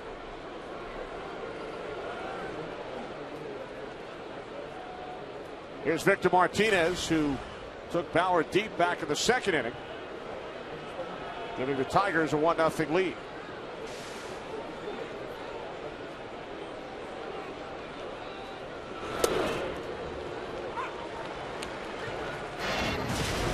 Take you back to the 2nd inning. Solo shot number 19 on the season. Happy zone. Throwing the ball there, he will destroy. He's got tremendous lifetime numbers against the Indians, one of his former teams. Came into the game with a batting average of .366 against Cleveland, which leads all active players. Bauer missing high, 1-1. Now it's time for the Game Changer Profile, brought to you by T-Mobile, official sponsor of Game Changers. 4-time All-Star, career batting average above 300, 5th in the major leagues with 19 home runs. You see those numbers, and you definitely see a superstar type player, but when you have Miguel Cabrera on your team, you're a little overshadowed. Cabrera takes his lead off second. Bauer missing away. Ball 2, now 2-1.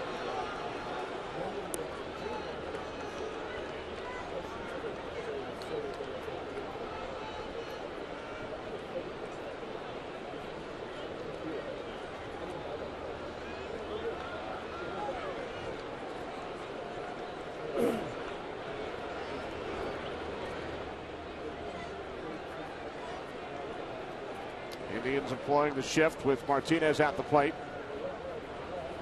And Martinez rips this one into the gap in right center. Here is Cabrera around third, heading home. No throw.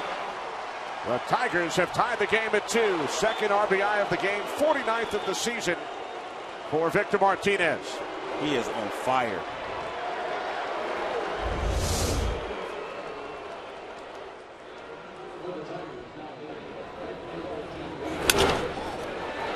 Dave Clark always in a good position. The little wing gonna fall off of his. Get Miggy home.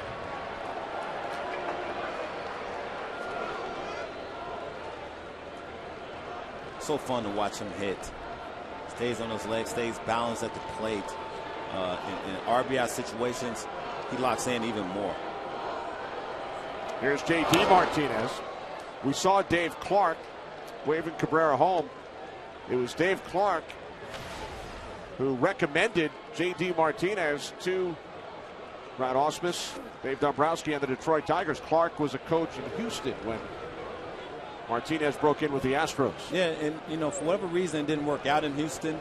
Dave Clark saw something, And when he got here, he saw a guy in J.D. Martinez that could help this Detroit Tigers team. Got a chance to get him over. Wasn't in big league camp, but was able to open some eyes with hitting 10 home runs in Toledo, and got his opportunity, and has taken full advantage of it. That's the one thing that you really appreciate, is a guy getting an opportunity and saying, listen, I'm not going down. I'm not going back to Toledo. I'm going to stick, and he's making sure that he stays. You had a look at Dave Dombrowski at the ballpark tonight. Tigers general manager, as Martinez flies out to Bourne in center for the first out of the inning. Well, later tonight, our Major League Baseball doubleheader continues on Fox Sports 1 as the Rangers take on Mike Trout and the Angels. It continues at 10 Eastern on Fox Sports 1. To find Fox Sports 1 on your provider, go to foxsports1.com today. Beautiful Saturday evening here in Cleveland. Kenny Albert, Cliff Floyd. Tigers Indians tied at 2. Tigers won last night's series opener 6-4. Here's Nick Castellanos, 1 for 2 today against Trevor Bauer.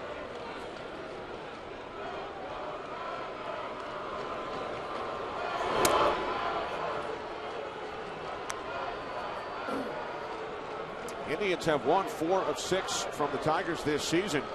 A turnaround from last year when Detroit won 15 of 19, yet won the division by only 1 game over Cleveland. Yeah, that's amazing. And you look at this year, I mean, they swept them early in the season in May, and you come back and win a couple. Like I said, in your division, you have to make sure you stay with the top dog. And Detroit being the top dog, Cleveland don't want to get too far behind.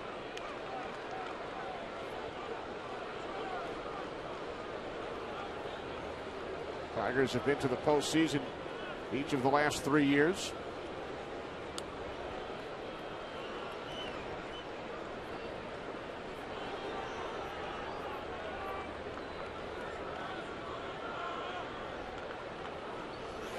One to Castellanos. Bauer missing inside. Now 2-1.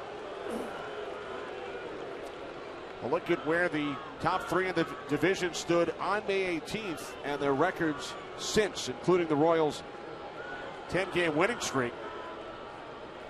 Well, it all starts with the Tigers, of course, when you look at them being 11-20. But the other guys have played good baseball, and I think that's the key when you talk about win of opportunity. Indians are still in this thing, as it is the Royals.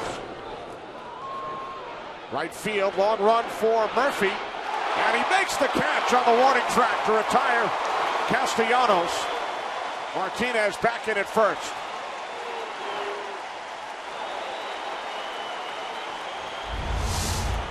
First, we're going to look at Nick. Nice swing, stays inside the baseball, drives that ball deep. And Murph just makes an over-the-shoulder catch. But it starts with the jump, got a good jump, ran straight to the spot of the baseball, and was able to make an over-the-shoulder catch. Nice route, on point. And you see the love by Trevor Bauer saying, man, thank you. So Murphy, despite his struggles at the plate, with a terrific defensive play in right field. With 2 outs, here's Avila. 1 for 2 tonight.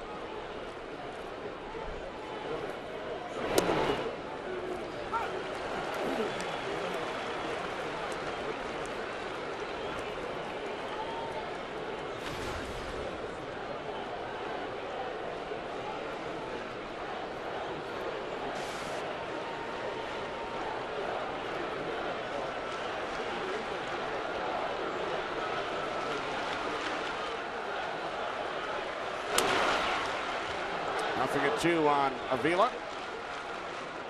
Cabrera led off the inning with a double to left center. He was driven home by Victor Martinez, tying the game at 2. J.D. Martinez and Castellanos have flied out. Now Avila at the plate.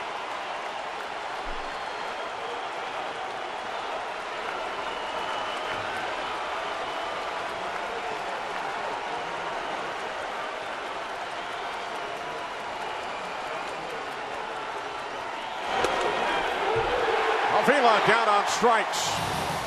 But the Tigers score a run. Middle of the 6th in Cleveland, tied at 2. What a play in right field by Murphy.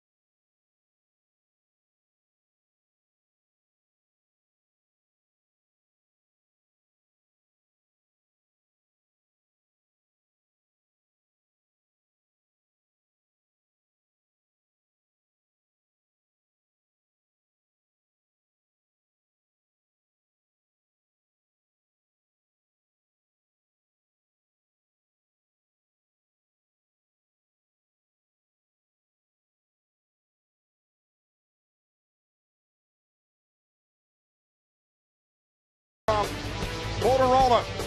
Victor Martinez gave the Tigers a 1-0 lead in the second. But the Indians would tie the game. Ronnie Chisenhall with a double. Then Nick Swisher with a ground ball to the second baseman. Kinsler unable to make the play. Chisenhall scores on the error. Carlos Santana in the 4th inning took Verlander deep, his 11th on the season. And then in the 6th, Victor Martinez singling home Miguel Cabrera, tying the game at 2. Bottom of the 6th, Jason Kipnis leading off against Justin Verlander. So our Moto G game summary: Carlos Santana, 5th home run in 15 games since returning from a concussion. Victor Martinez going deep for the 2nd straight game. And both starting pitchers still in the game, as Verlander has allowed only 1 earned run over the first 5. He had allowed 19 earned runs over his last 3 starts coming into the game tonight. I mean, to say the least, he's made a definite adjustment, and it's paid off for him tonight. Hard grounder, diving stop by Cabrera. Verlander covers. Kipnis is retired.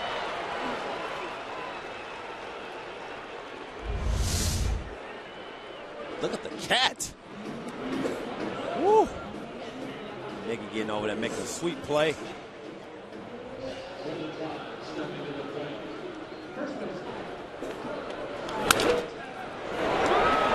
Verlander quickly off the mound to cover first. What a play by Cabrera. So 1 away as Carlos Santana steps in. Took Verlander deep his last time up to give the Indians a 2-1 lead.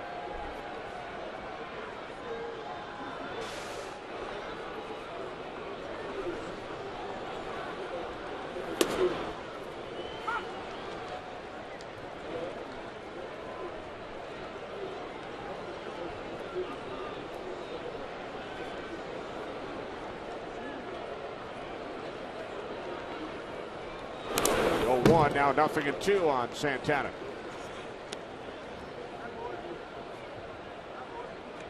We talked about Verlander in the 3rd time through the lineup. This is when you want to settle down and settle in and get comfortable. He's done this numerous times before, but he's been struggling lately. So to have him 0-2, to get that first out in the bottom of the inning, definitely boosts his confidence as he gets later in this game. 1-2 strike count.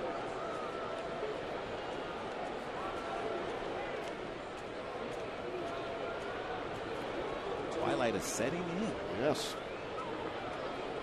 Sold out Progressive Field. Lonnie Chisenhall waiting on deck. The 1-2 is fouled off to the left side.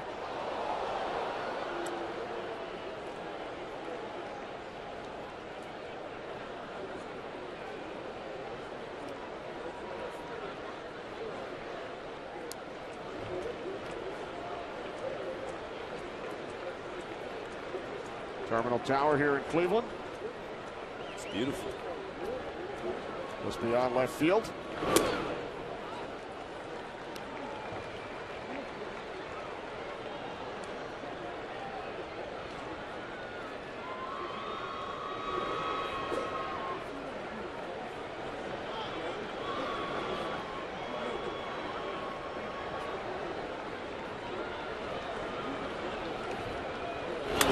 From Verlander. Another foul.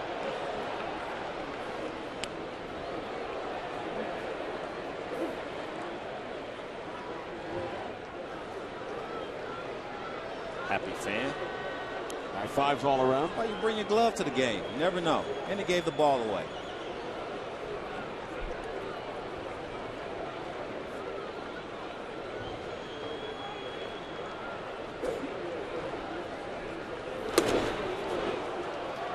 Santana went around, says Chris Conroy.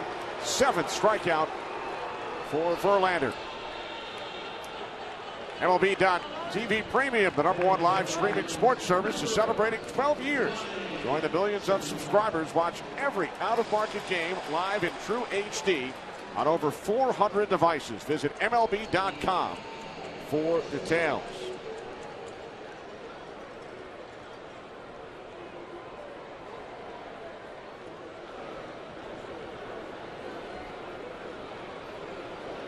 Two away. Here's Lonnie Chisenhall. First pitch, left field. Davis moving to his right, makes the catch. A 1-2-3-6 for Justin Verlander.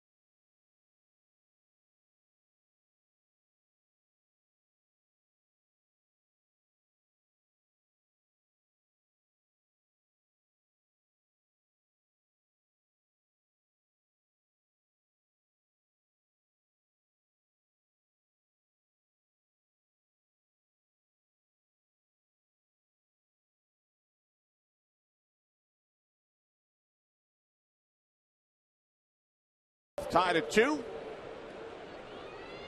Indians and Tigers. Eugenio Suarez will lead things off against Trevor Bauer. Suarez 0 for 2. He'll be followed by Davis and then Kinsler.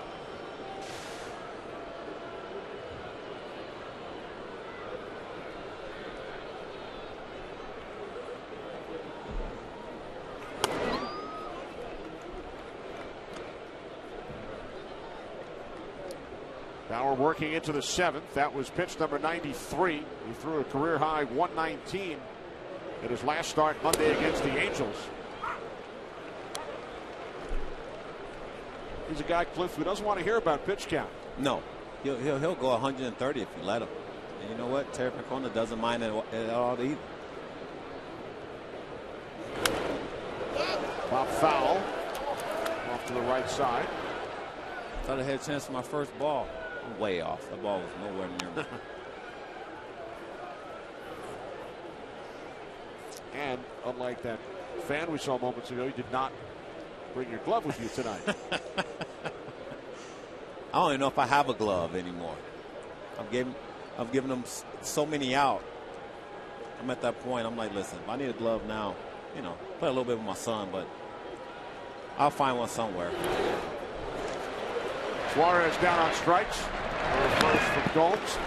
Well, Cliff, you were not the only one in the ballpark wearing a microphone at a baseball game for the first time tonight. So is our home plate umpire, Jordan Baker. Let's listen. All right, fellas. All right. See you. Want to see you. All right, buddy. As usual. Yep. Catch.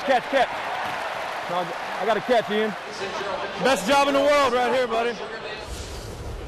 First full season as a major league umpire, 32-year-old Jordan Baker, Oklahoma native, having some fun. Yeah, he is. And you know, they say the best job in the world. It probably is for him because, see, I'm up in the booth for the first time. I have to talk. So he don't have to say anything. He's all right. As long as you get the calls right. Jordan Baker behind the plate. Gabe Morales at first. Crew chief Jerry Meals out at second. Chris Conroy, the third base umpire, with the Tigers and Indians tied at 2. A 1-1 to Rajay Davis, and he fouls it back. Now 1 ball, 2 strikes. He's got a glove. Yeah, see? You bring a glove, you get lucky. Got a glove, a baseball, and some water. Get some water. The sister like, hey, get it back.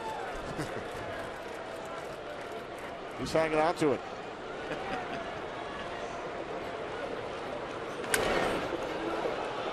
Davis into the left field corner. Will it stay fair? It does. Home run, Rajay Davis. His 5th of the season. The Tigers take a 3-2 lead. Mistake right there by Bauer. 1-2 count. Hanger. Roger made him pay for it. Oh, right in the middle of the dish. Stays through it. 1-2 count. Not trying to do too much. Quick hands. See ya.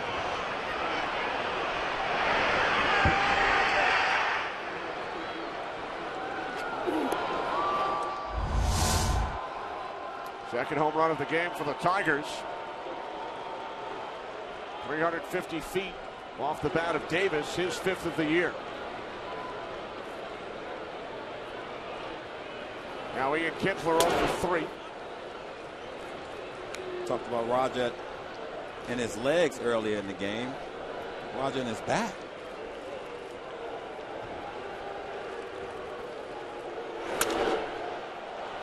Left center off the bat of Ian Kinsler. And the Tigers have gone back to back. Looked like a fan may have reached out over that yellow line. Here comes Terry Francona. It was ruled a home run on the field. Let's take a look. Yep, Jerry Mills, the second base umpire, actually is the one that calls it a homer. As we see the fans' hands, he or she, I can't say if it's a he or she, but definitely touches the ball before it hits that little rail. It's a he. He touches it, and I don't know. The ball, like it might have come down and hit the yellow line. You have to definitely review that. If he Terry Francona.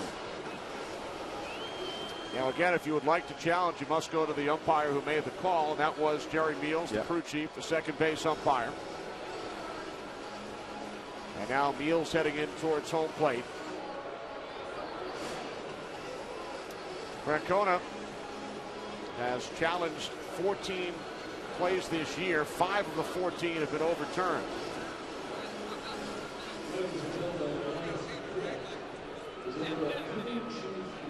So this play is under review. Ruled a home run off the bat of Ian Kinsler. It definitely like it has the distance, but you see that rail right there after the fan's hand right there, and you don't know if, well, that was really quick. It is ruled a home run.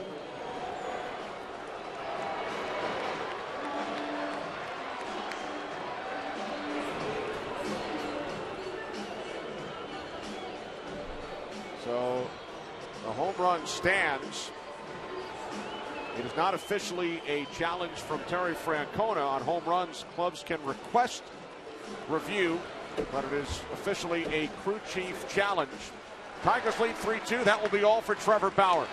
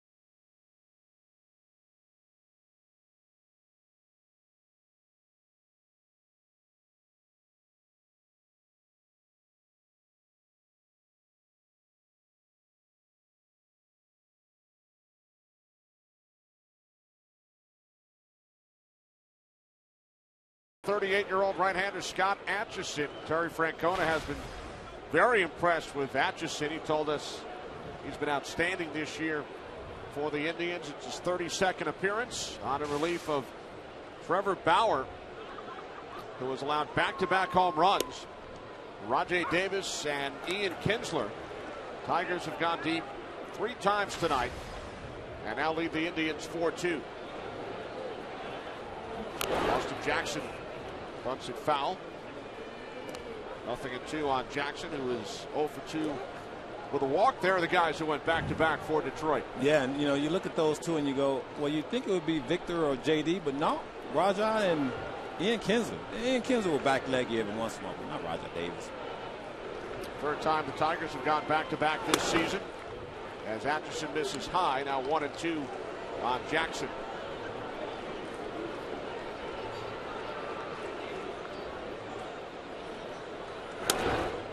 Home runs have accounted for 8 of the 10 Tiger runs so far in this series. 5 of the 6 last night. 3 of the 4 today.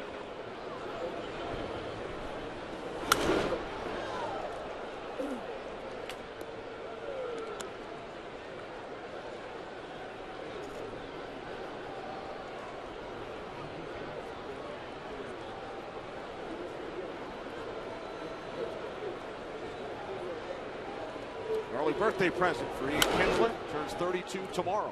Oh, nice way to give yourself a little present.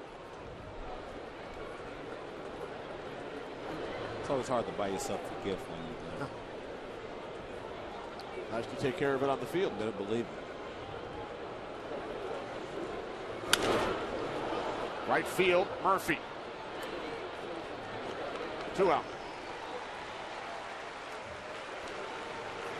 Well, Major League Baseball, People Magazine, and Target are recognizing teachers in your community. Vote for the teacher who will represent your team at the 2014 All-Star Game, July 15th on Fox. Log on to allstarteachers.com and vote today.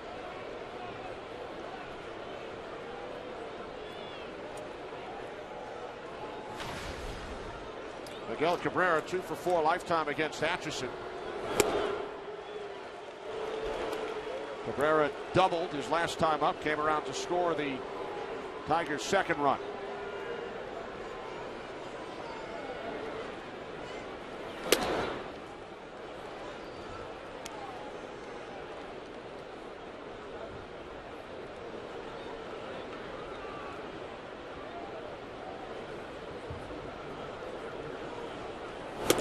One and two. That's the thing about this Detroit Tigers lineup is they keep so much pressure on you consistently. When you talk about Miggy, and then when the other guys are going deep, then it's definitely hard pressed.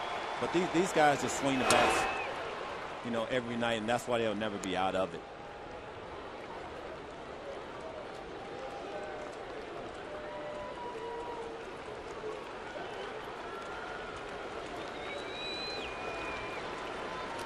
Two from Atchison. Line drive caught by the first baseman Santana, but the Tigers take a 4-2 lead. Davis with his 5th of the year, and then Kinsler back-to-back 7th inning stretch time in Cleveland.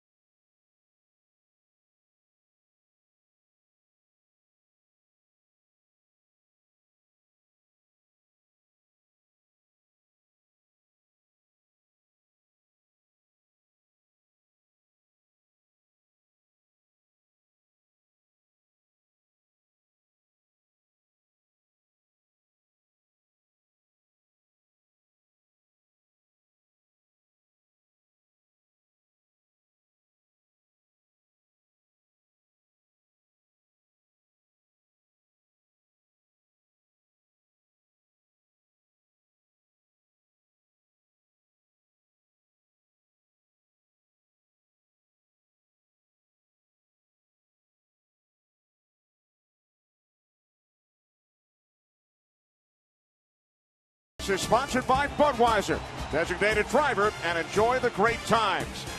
And by the new Samsung Galaxy S5. The next big thing is here. Justin Verlander pitching into the 7th with a 4-2 lead. Thanks to back-to-back home runs. Rodney Davis and Ian Kinsler. Just prior to the game, With many former teammates on hand, ladies and gentlemen, Omar Vizquel inducted into the Cleveland Indians Hall of Fame. Him and Baerga having a good time over at second base. That little duo they had in his shirt with the blazer. Way to go, Omar. New trend. The Tigers' first base coach, a 3-time All-Star, 11-time Gold Glove Award winner, most hits by a Venezuelan-born player in Major League history, most games played by a shortstop, and most double plays turned by a shortstop. Yeah, when you play 24 years, you're probably going to have the most of something. And he was really good at that shortstop position, almost to the point where if you hit a ball to short, you're pretty much saying, you know what, you didn't want to hit that night.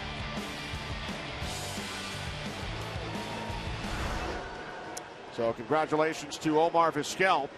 Budweiser, the official beer of Major League Baseball, presents the walk-off. Great walk-offs are waiting at foxsports.com/Budweiser. Grab some buds. Nick Swisher winning Thursday's game for the Indians in dramatic fashion. A walk-off grand slam giving Cleveland a 5-3 victory. 9th grand slam of Nick Swisher's career. And he will lead things off against Justin Verlander here in the bottom of the 7th inning. Well, they need to get Nick going. And, when you hit a couple walk-offs, definitely helps the team. But individually, if Nick is going good, you talk about a team that is sitting right now at 500, taking off. Can they be what they were last year? When you get Carlos Santana, who has a bomb tonight, and Nick going, I say yes. Nick Swisher just 3 for his last 31 since coming off the disabled list with those 2 game-winning home runs. The grand slam on Thursday and a solo shot in the 11th inning at Fenway Park last Sunday.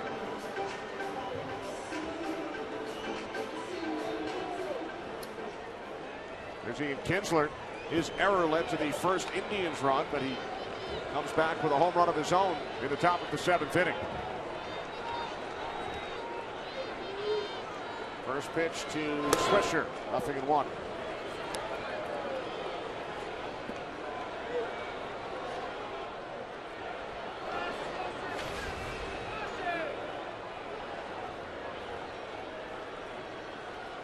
The 0-1 from Verlander. Swisher fouls it off, 0-2.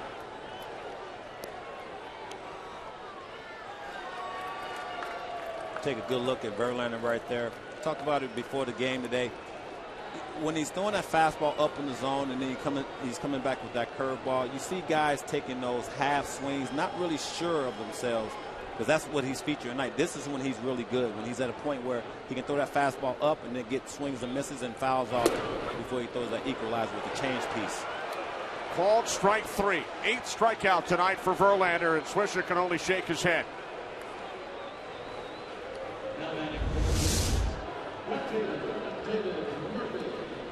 Seen that twice tonight. Just a pitcher's pitch where it leaves you just that swish right there going, tough pill to swallow.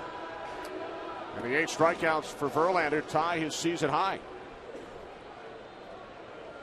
After allowing 7 runs, earned runs in each of his last 2 starts.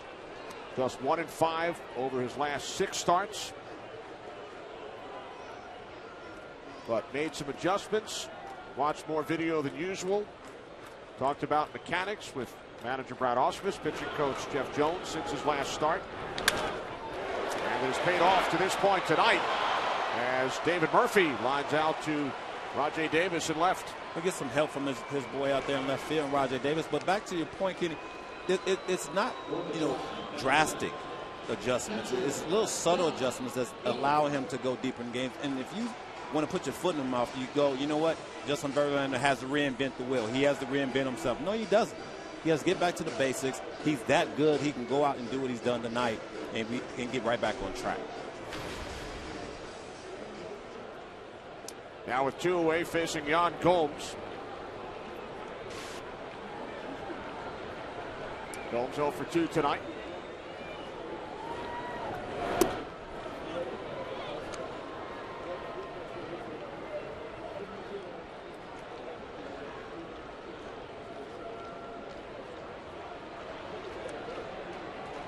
Five pitches to this point for Justin Verlander.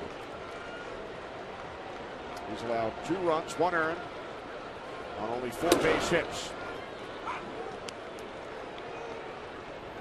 1 walk, 8 strikeouts.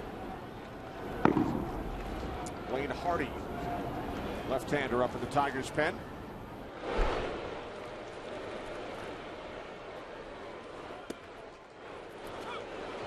Now 1-2 on Gomes. The way Verlander's pitching, he must be just get some tosses in.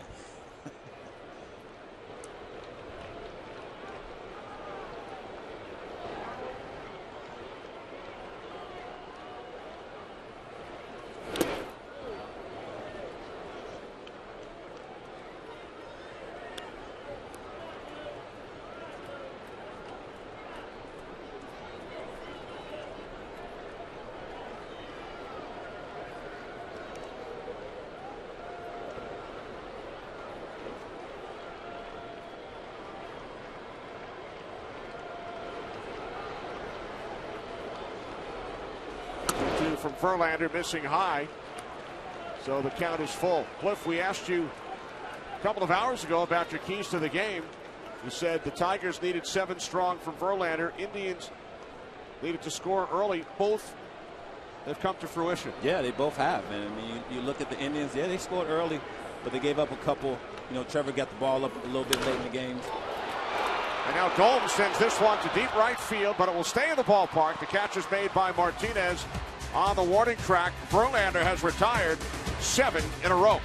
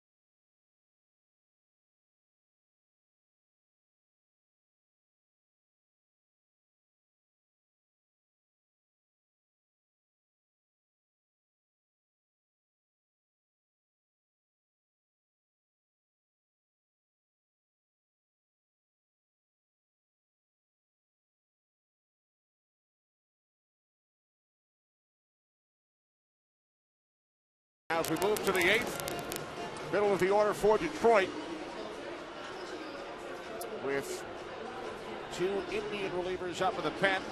Left-hander Kyle Crockett, right-hander Vinny Pastano, who was recalled yesterday by the Indians. Terry Francona with 9 arms available in the bullpen. He has already gone to Atchison, who retired both Tigers he faced in the 7th. And will now pitch to Victor Martinez, who has driven in 2 of the Tigers' 4 runs today. Yeah, well, he likes a variety down there in the bullpen. And I think that helps him out, especially when you have some youngsters down there in the Brian Shaw and the Cody Allen. You know, you can sort of get a couple multiple innings, excuse me, from those 2 guys.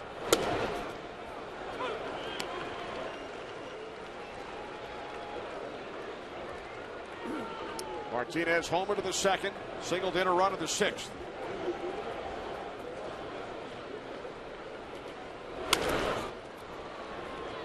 On the ground to the only Indian on the right side of the infield. So one away here in the top of the eighth inning. And Cliff, doing your first broadcast today, I must commend you on your scorekeeping, your penmanship. Terrific job. Thank you. I worked with Lou Piniella many years ago. Yeah. In his first game, he had never kept score. We actually had to get Lou one of the lineup cards from the dugout. Okay. And that is how he kept track of what was going on in the field. But for the first time out, A+.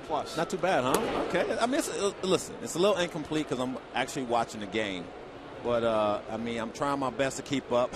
And, you know, I got some incompletes, but I do have enough to when we go over, you know, the game at the end, which should be all right. Well, somewhere along the line, you had a terrific teacher. Yeah. You know who it is? It's Nancy Olson. She used to be the PR, you know, lady for the Marlins back in the day. She does it every game she goes to. So, since she's going to teach me one day, I'm going to take her up on that. All right. Thank you, Nancy. Very nice, Cliff. Yeah, listen, I definitely don't write like this normally, but if I want to read it later, I better write later. So. Fastball in for strike three to J.D. Martinez. So Atchison has retired all four Tigers he has faced. Now two away here in the top of the eighth inning. Fox Sports Supports is proud to collaborate with Stand Up to Cancer, a groundbreaking initiative created to accelerate innovative cancer research that gets new therapies to patients quickly in order to save lives now. For more information, visit foxsportssupports.com. Nick Castellanos takes strike one. Castellanos 1 for 3 tonight. Tigers with back-to-back home runs in the seventh inning. Rajay Davis and Ian Kinsler to break open a 2-2 game.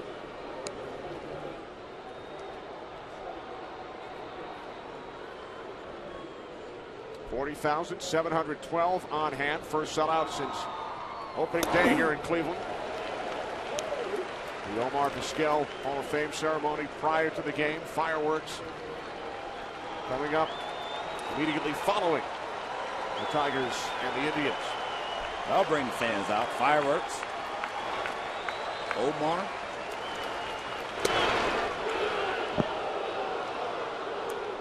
Now 2-2 on Castellanos. That's like a good pitch right there.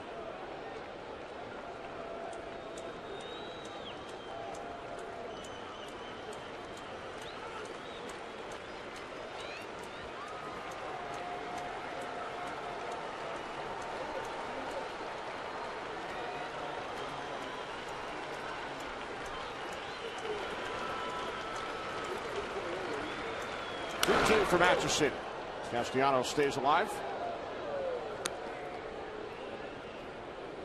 Second of a 9-game road trip for the Tigers. They will head down to Texas. 3 with the Rangers, 3 with the Astros following tomorrow's game. Max Scherzer for the Tigers. Josh Tomlin for the Indians. Castellanos strikes out. A 1-2-3 eighth for Scott Atchison. Still 4-2 Tigers.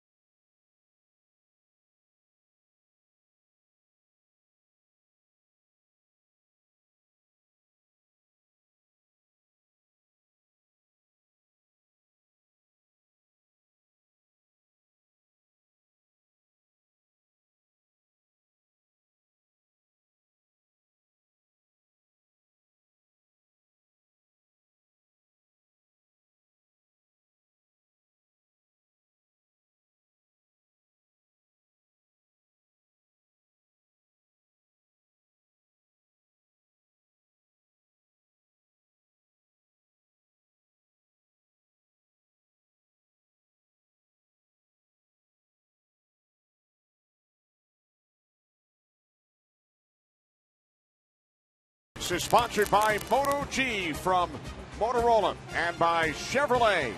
Find new roads. Bottom of the 8th inning here in Cleveland with the Tigers leading the Indians 4-2. 7 strong innings from Tiger starter Justin Verlander. Out of the bullpen for Detroit, the 28-year-old right-hander Al Albuquerque. Team leading 37th appearance. Facing the top of the order, Michael Bourn. 0 for 3 tonight.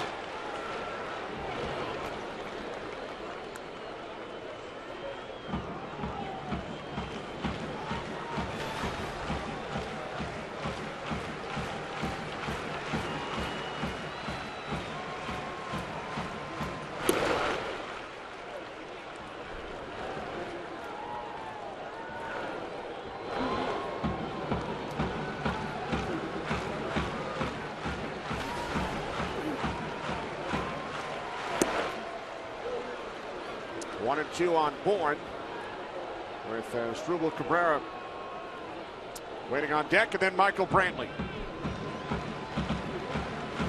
4-2 lead for the Tigers. Bottom of the 8th here in Cleveland. As Bourne tried to hop out of the way, but he will head down to first.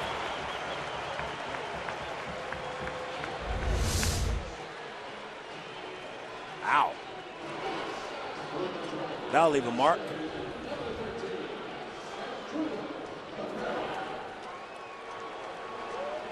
So the leadoff man is on for the Indians. Here in the 8th, trailing by 2. You talk about that Detroit bullpen. You know, it's been shaky at times, and this is what we were talking about, you know, with Brad Ausmus today. It's just how to get through, you know, the 8th, 9th, you know, of the games, and even the 7th. So we'll see how this unfolds. Justin Verlander got them through the 7th tonight. He retired the last 7 batters he faced. So the Indians with their first base runner since the 5th inning. Cabrera at the plate, 2 for 3. 1 single in the 3rd, and a base hit up the middle in the 5th.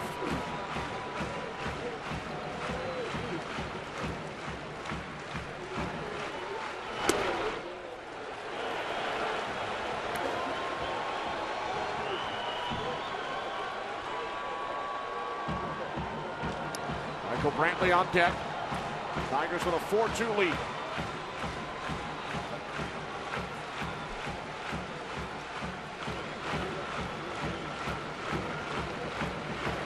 Bourne goes. Cabrera, deep left center. Bourne around 3rd, heading home. The Indians have pulled to within 1.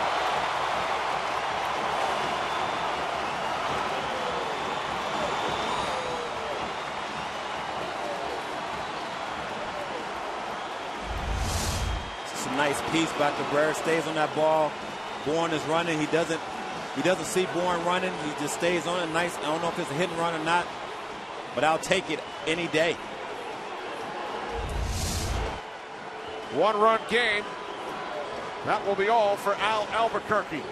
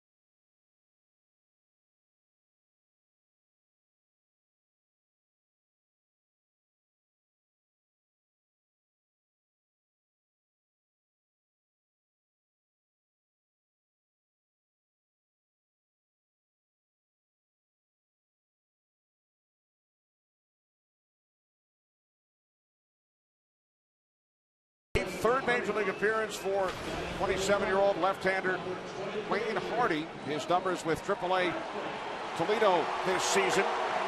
Hardy on to face Michael Brantley, who is 0 for 3 today with 1 run in. Cabrera, the runner, on second.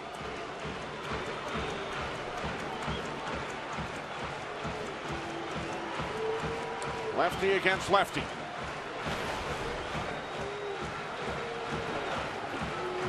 If you want to stand in big leagues, Hardy, these are the guys you have to get out.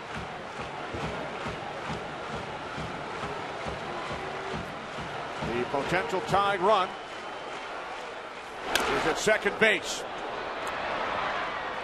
Moving to third is Cabrera as Brantley grounds out.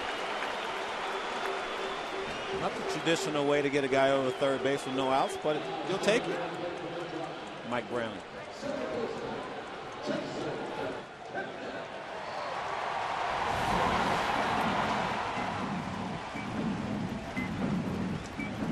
So Cabrera now at third.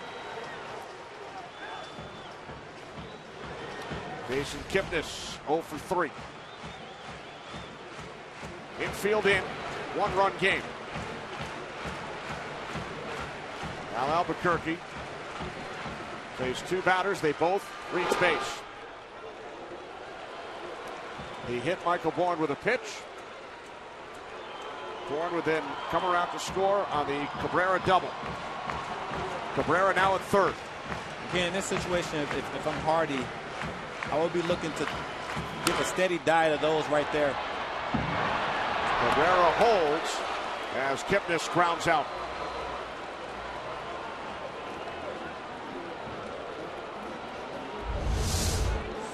The reason I say that is locations down, off-speed pitch. Anything hard allows Kipnis to put that ball in the air. Anything soft and away from him, you can get these little rollovers, or in that situation, a swiveler, excuse me, to third base for the out.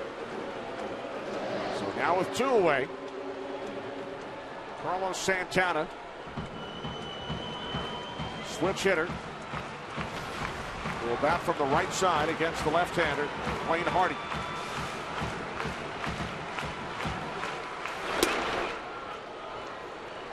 Santana 1 for 3, homered off Verlander back in the 4th inning. I don't think Hardy will give it in right here with Lonnie Chisenhall on deck, being a lefty. You got the righty and Santana at the plate. Nice play by the third baseman, Castellanos. Indians score a run, but Cabrera stranded at third.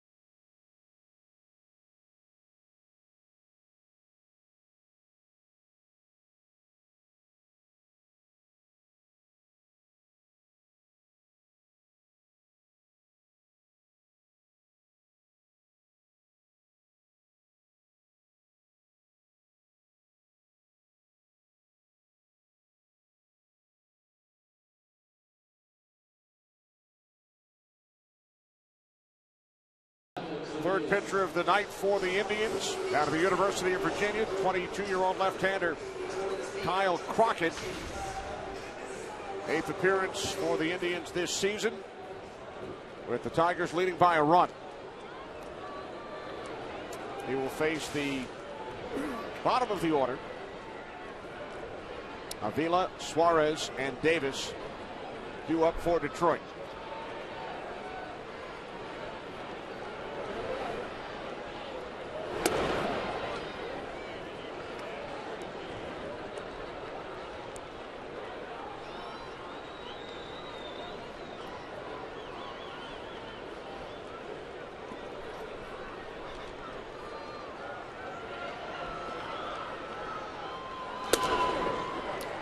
Now 1-1. Avila 1 for 3, singled back in the 4th inning.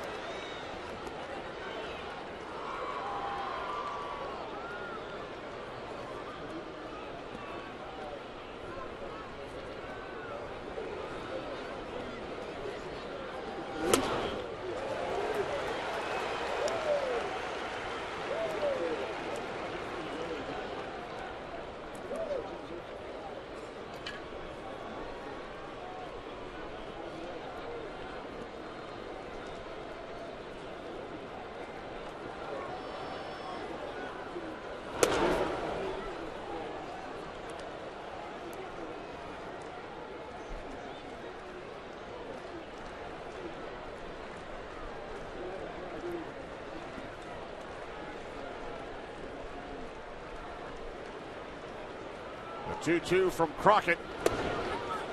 Called strike 3.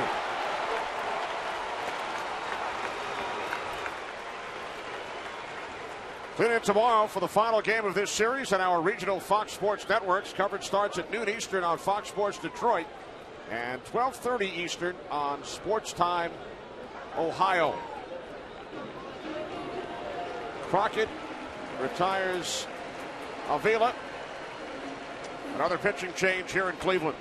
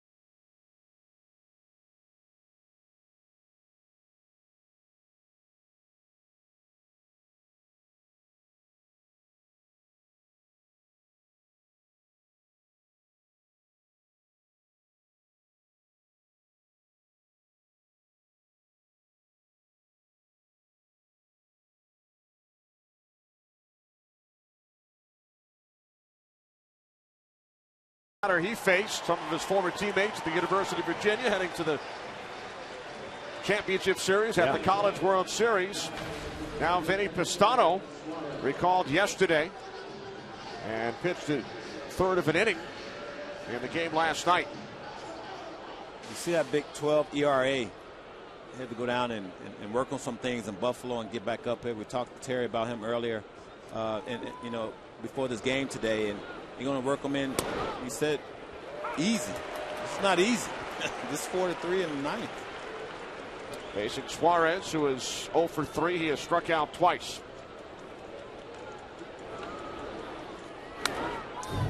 Terry Francona, former coach with the Tigers back in '96. You ever see the video of Terry pitching some batting practice to a very young Prince Fielder? Of course. 18 years ago. Suarez, deep left center. On the run, making the catch on the warning track is Bourne for out number 2. Well, Tuesday, July 15th, baseball's best will gather in Minnesota. It's the Major League Baseball All-Star Game. Special coverage begins at 4:30 Eastern on Fox Sports 1, followed by the All-Star Game at 7:30 Eastern on Fox.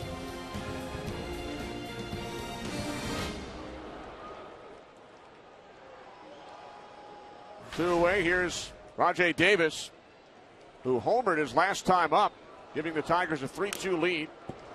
Kinsler would then go back-to-back. And the Tigers would need both because the Indians scored a run in the bottom of the 8th. Davis, number 5, off Trevor Bauer. The last 2 batters Bauer faced tonight took him deep. That was a 1-2 curveball by Bauer in that situation, and it was a hanger, a mistake. Rajai Davis didn't let him off the hook.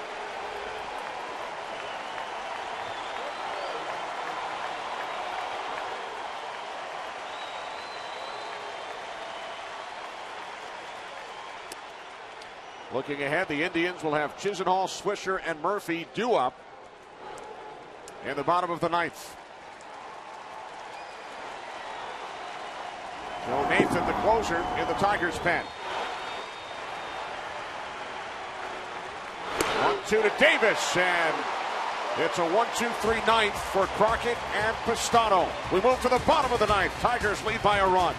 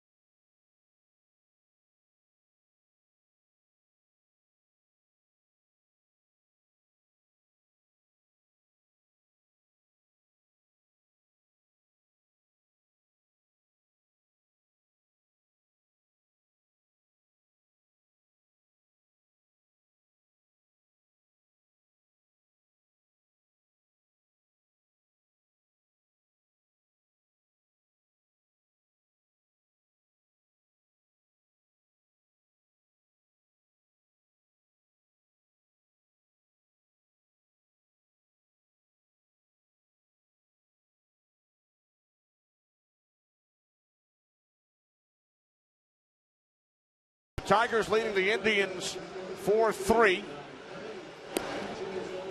Joe Nathan, more saves in this ballpark, Cliff, than any other pitcher in history. 17, one more than Mariano Rivera.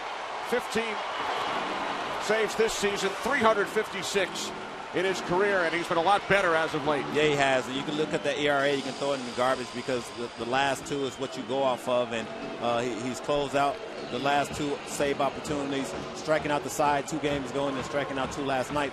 Those are things you like to see from Joe Nathan. Made it just a little adjustment with his arm angle, with his arm slot, and it's allowed him to get back to that, as you talked about, that dominating, stance. We saw Don Kelly now in the game at third base, placing Castellanos. Ball 1 from Nathan to Lonnie Chisenhall.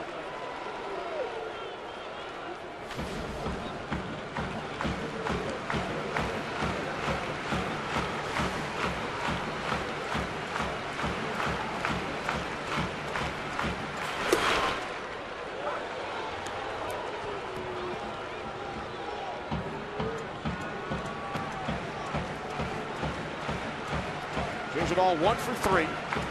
Double back in the second inning. A 3-home run game for Chisenhall against the Texas Rangers less than 2 weeks ago. 1-2.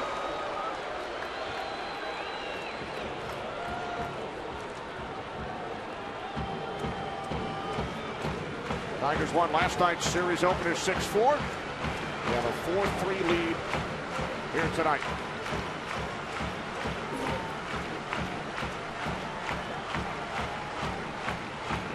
1-2 from Nathan. Chisenhall stays alive. Great job by our entire crew here in Cleveland, led by producer Jeff Gowen, director Jim Lynch, associate director Chirag Devaskar, and the broadcast associate Alex Olson.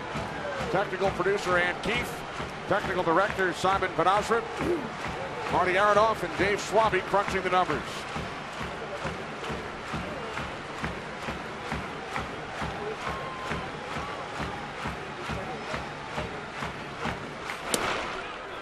Chisenhall down on strikes. 1 away. Bottom of the 9th in Cleveland. Time now for the King Plays of the Day. Brought to you by Burger King. Justin Verlander came into this game having lost 5 of his previous 6 starts. Yeah, and you look at why he lost. He was up in his zone. You see he made one mistake to Carlos Santana right there. He made him pay for it, but was able to settle down after that and get into a good flow. You see that devastating changeup, fastball at the zone, getting some check swings, and then was able to throw the equalizer with that change piece on the black, a pitcher's pitch to strike out Swisher. Verlander went 7, allowed only 4 base hits, 2 runs, 1 earned, 1 walk, tied his season high with 8 strikeouts.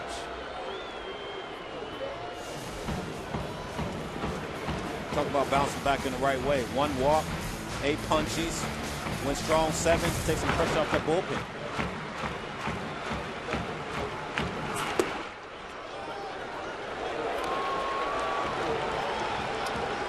On Swisher, we've talked about his big home runs over the past week. A couple of game winners.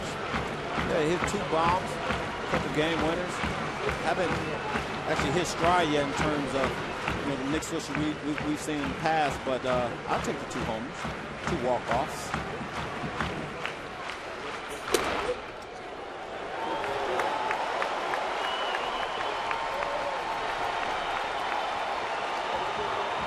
Is he thinking home run here or just get on base? Well, he's thinking in this situation, being up 3-0, I don't think he's getting the green light, but he's thinking 3-1, and he's thinking, yeah, for sure.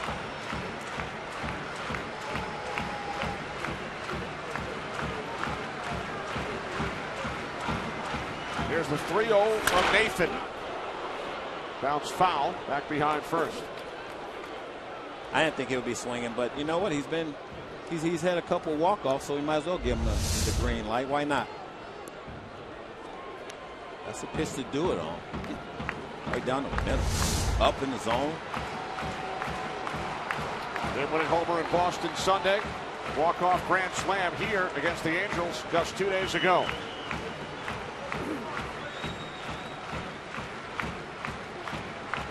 David Murphy on deck. Tigers lead by a run. 1 out. Bottom of the 9th in Cleveland.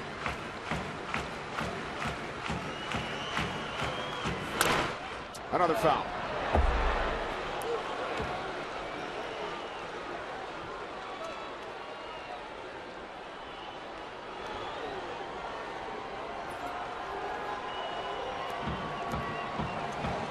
John Adams banging the drum as he's done here in Cleveland since 1977. I've only been looking for him for the last 2.5 hours. I finally found him. You can hear him. Yeah.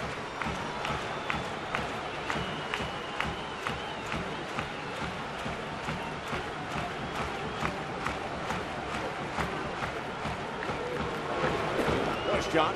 There he is. Keeps him young. Look like he is enjoying it.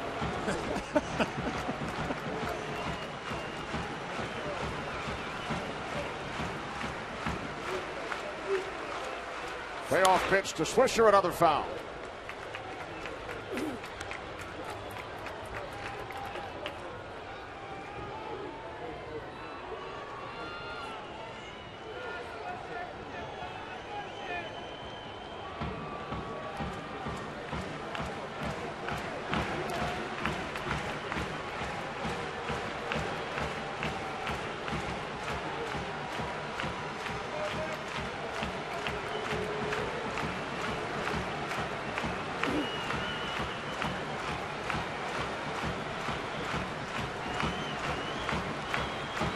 Payoff pitch from Nathan, and Swisher is down on strikes.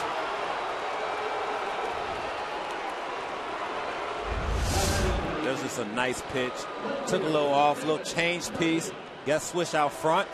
3-2 pitch. That lets you know his confidence is back. Before he had been in a little trouble right there. You saw the ERA earlier at over 6. He had been giving it up.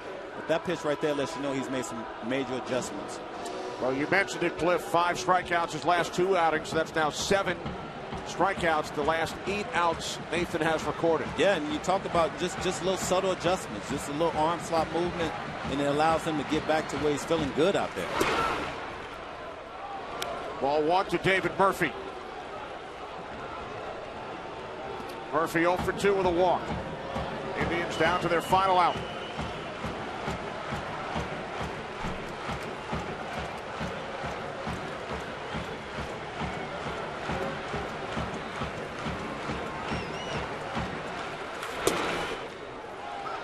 One and one.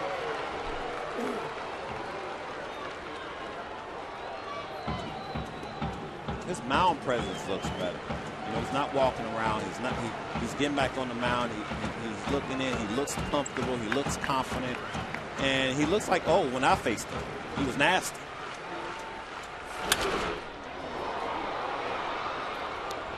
Indians down to their final strike.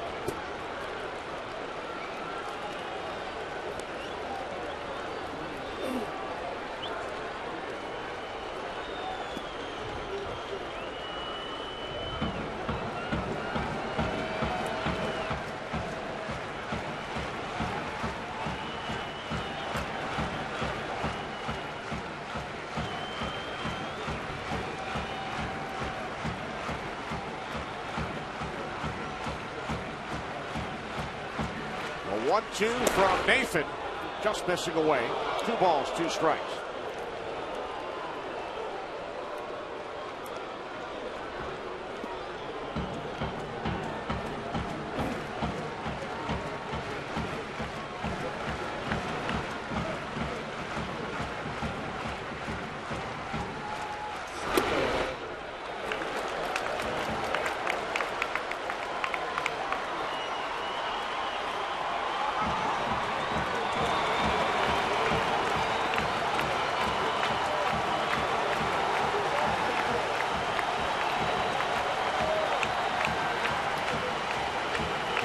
On their feet here in Cleveland. 1-run lead for the Tigers. Payoff pitch from Nathan. Murphy gets the bat on it. Base hit. Right center.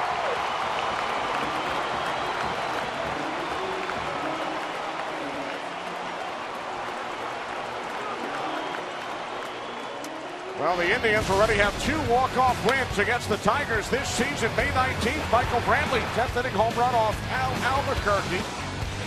And then 2 days later, it's Albuquerque on the mound again.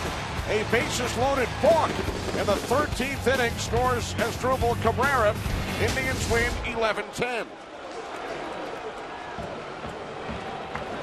You live for the dramatic. They love it here in Cleveland. Talked about their home win record. Doing a great job this season of winning at home, taking care of home field advantage. So the potential tying run is now at first base. David Murphy. John Gomes at the plate, 0 for 3.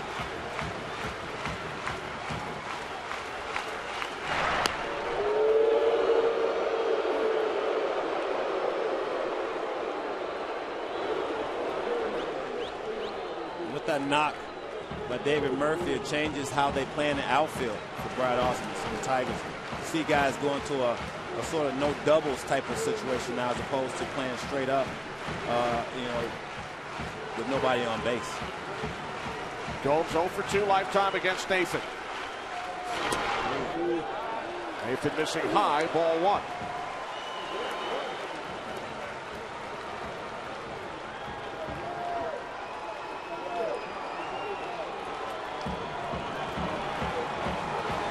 Nathan struck out the first 2 Indians. Here in the bottom of the ninth, Chisenhall and Swisher. Murphy singled. Now Gomes at the plate with the Indians trailing by a run.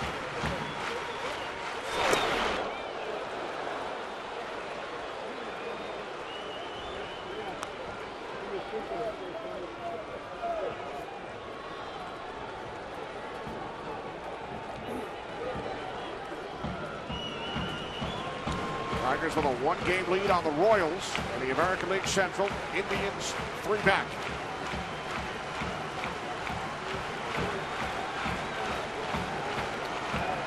Indians know they must face Max Scherzer tomorrow afternoon. That's why he's trying to walk off right now.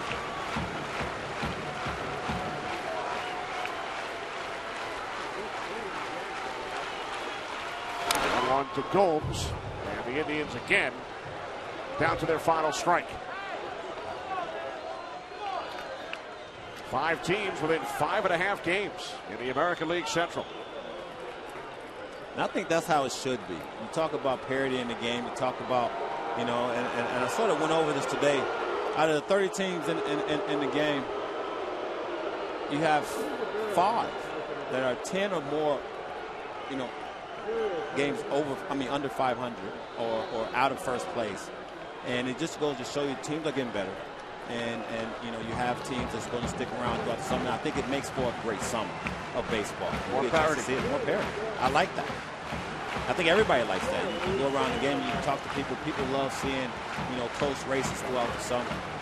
And with the expansion of the wild card playoff, more teams advance to the postseason. I've always loved that opportunity. I always say, hey, when I was back, we had more chances to get to the playoff. Nathan set. Now throws over to first.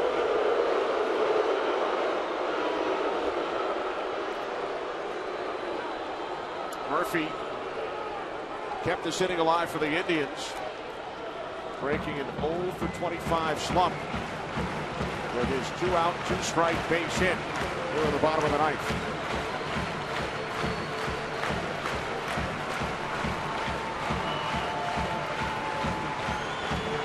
Nathan looking for save number 16.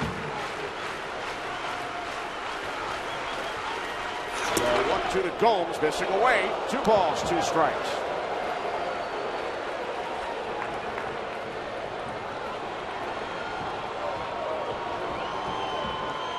Michael Bourne on deck. Should Gomes keep this inning and this game alive for the Cleveland Indians?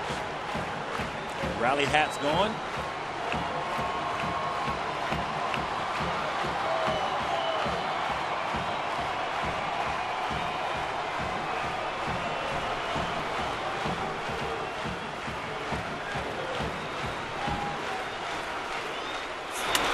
And Gomes fouls it off to the right side.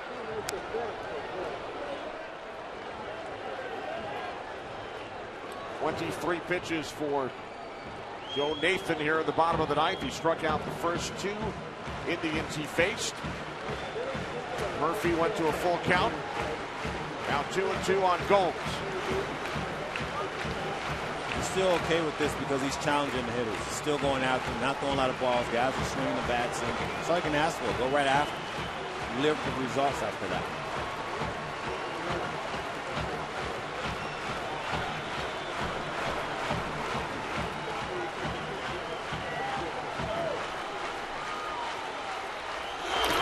Two blocked by Avila. Another full count. Great block. They stay in front of it. See Avila shift his weight over to get those hands down in front. Keep the body in front. And keep Murphy at first base. Great job by Avila.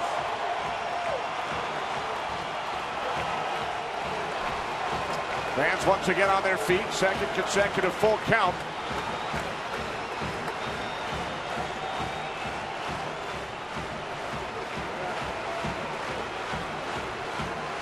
Murphy takes his lead off first.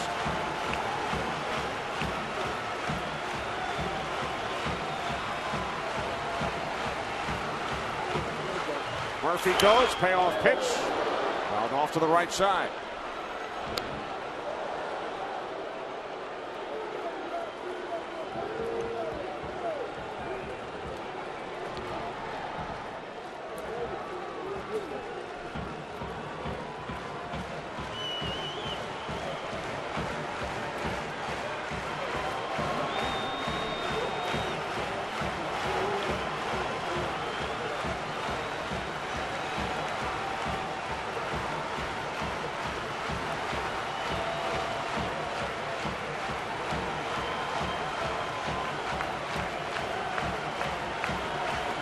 Pitch of the at-bat to Yan Gomes.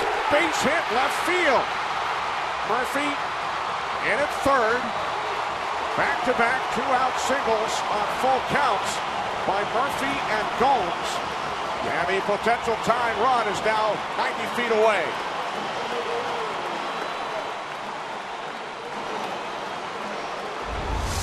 So great bat by Gomes. Stays on this ball.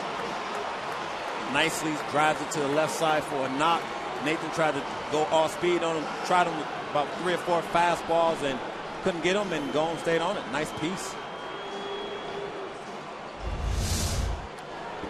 A visit from pitching coach Jeff Jones.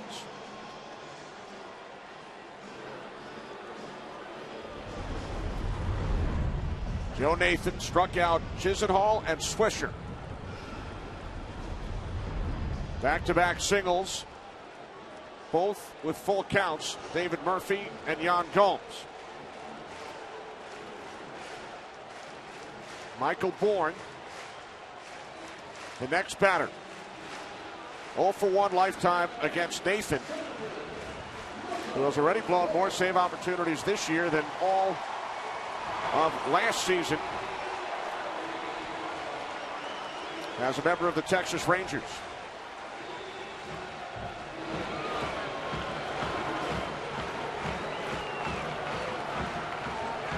Murphy on third, Gomes over at first.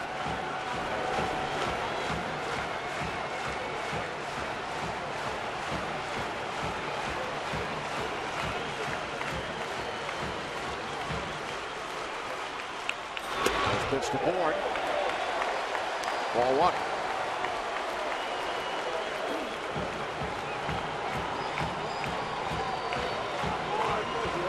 Third baseman Kelly, and on the grass.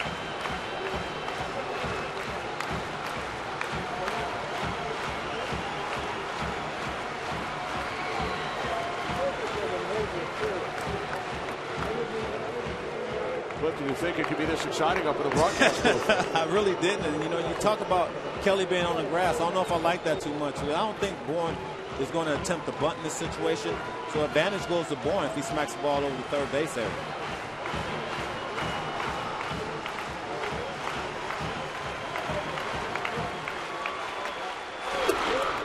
One and one. Nice pitch by Nathan. In the corner.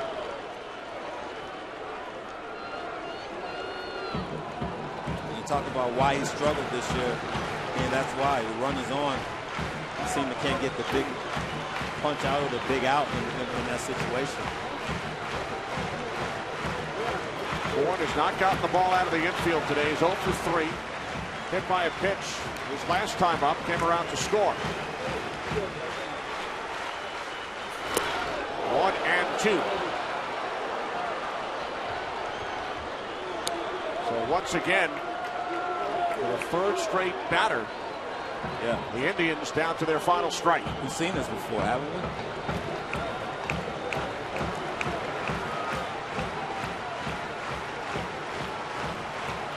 Next pitch thrown by Nathan, the 30th of this half inning.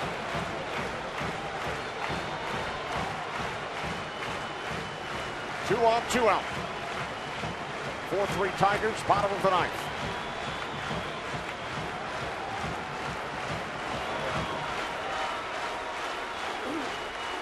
So 1-2 to Bourne. Now 2-2.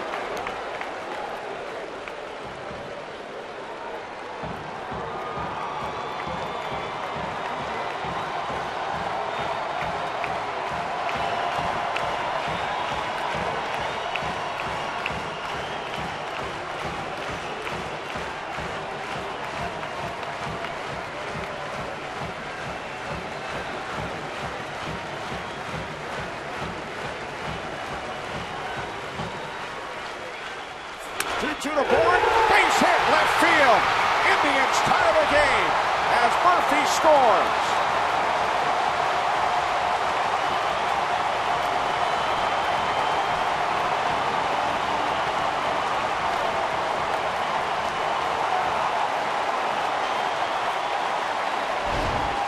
Look at this pitch by pitch. First pitch down. Nice pitch, curveball and out of half. Swing and miss. Bourne says, you know what? You gonna try me again? Nope. Won't go for it. Pitch up in the zone. Makes him pay. Big hit by Michael Bourne to extend his game. 3 consecutive 2-strike base hits for the Cleveland Indians.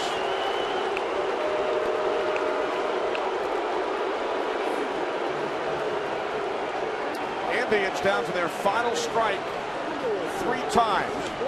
Murphy, Gomes, Bourne all come through with base hits. We are tied at 4. And just when we thought Joe Nathan had figured it out, last couple outings out, been really good. Comes back tonight, gets a few balls up, and try to make some pay. As Drupal Cabrera. First pitch, ground ball to the right side. Nathan covering. We head to extra innings in Cleveland. Bourne drives in the tying run. 4-4 through 9.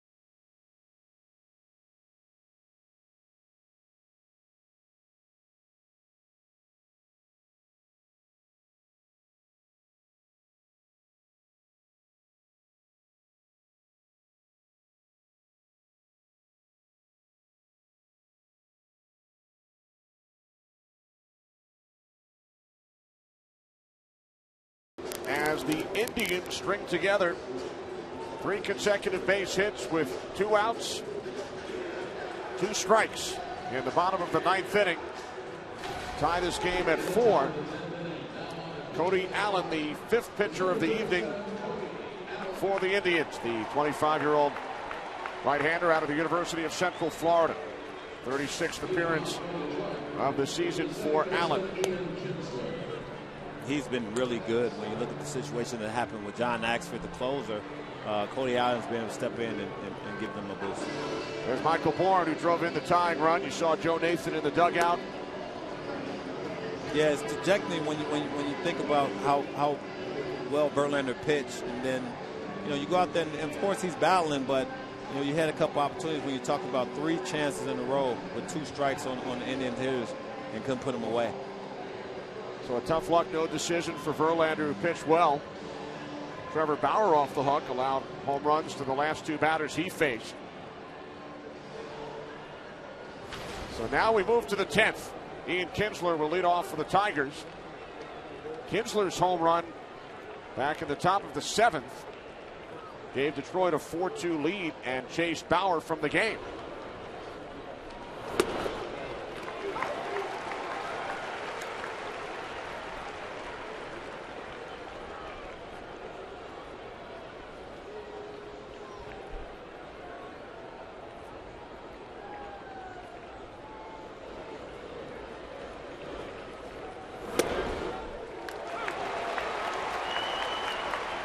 Take you back to the 7th inning. Right after the Davis home run. Davis and Kinsler back to back. It went to review as a fan reached out and made contact. Ball on the field stood. And now Kinsler with a base hit up the middle. Second hit of the game for Ian Kinsler. Leadoff man on for the Tigers here in the 10th. Emergency hack right here. Ball's almost a foot off the plate. Kinsler says, you know what? I'll just throw the bat out and see what happens. And that's why all the batting instructors tell you. Just hit it. Put it in play. So never know. Another 2-strike hit. Yeah, after he blew 2 fastballs past him. In 95, he wanted to get cute with the slider. Here's Austin Jackson 0 for 3 with a walk. Tigers 2-3 in extra innings this season. The Indians are 6-1. Jackson lays down a beautiful bunt, moving Kinsler over to second. Nice.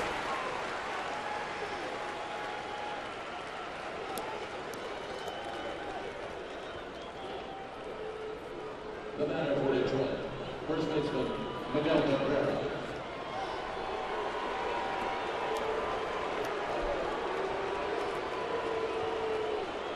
So with Kinsler now at second base and 1 away. Here's Miguel Cabrera meeting on the mound. Yeah, you better go talk about what you want to do with this monster.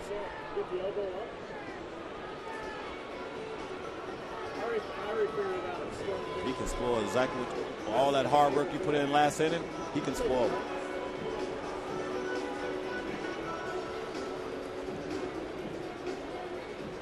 Cabrera 1 for 4. He doubled back in the 6th inning. Victor Martinez on deck. Martinez has driven in 2 of the 4 Tigers runs.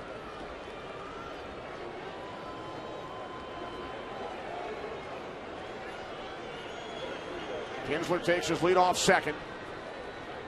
First pitch to Cabrera. Gomes can't find it. Back in at second is Kinsler. You know, I almost thought Gomes pulled the okie doke right there. Act like he didn't know what the ball was, and hopefully he could get Kinsler off second base. You see him like he sees that ball and he acts like he doesn't, and he looks up and he's like, yeah. All right. Well, he didn't fall for the okie doke, man. Not this time. No.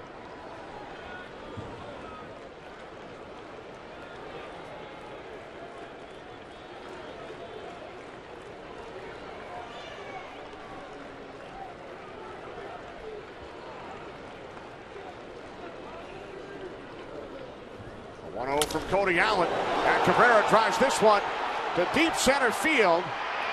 It is off the wall. Around third is Kinsler. He scores.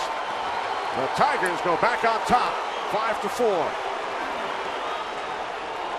And you think about that situation, you see Austin Jackson bunt, and you go, you know what, first base is open, maybe he doesn't get anything, and yeah, he does. Cabrera knows who's hitting behind him, and he says, I'm ready to hit. I'm not getting walked in this situation.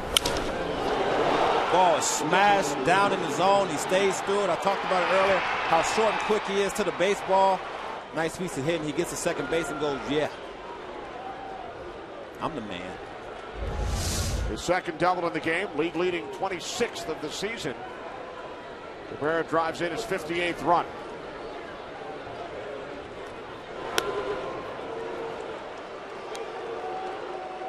And now with first base once again open, the Indians will not pitch to Victor Martinez. Victor not even looking at him.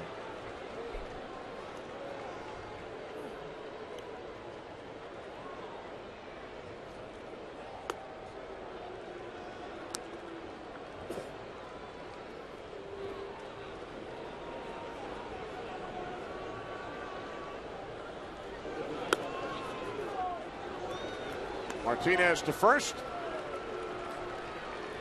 So now first and second for the Tigers with one out for J.D. Martinez.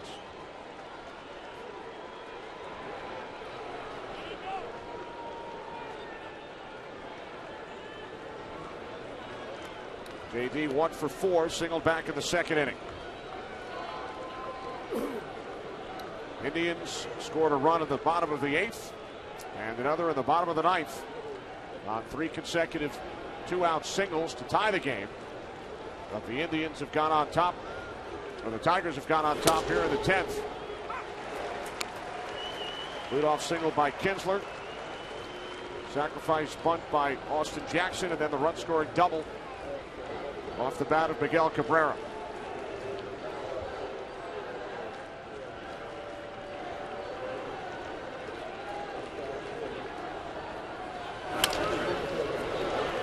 Ground to the shortstop Cabrera, the second for one, off the first, double play, 6-4-3. Bottom of the 10th, Tigers lead by 1.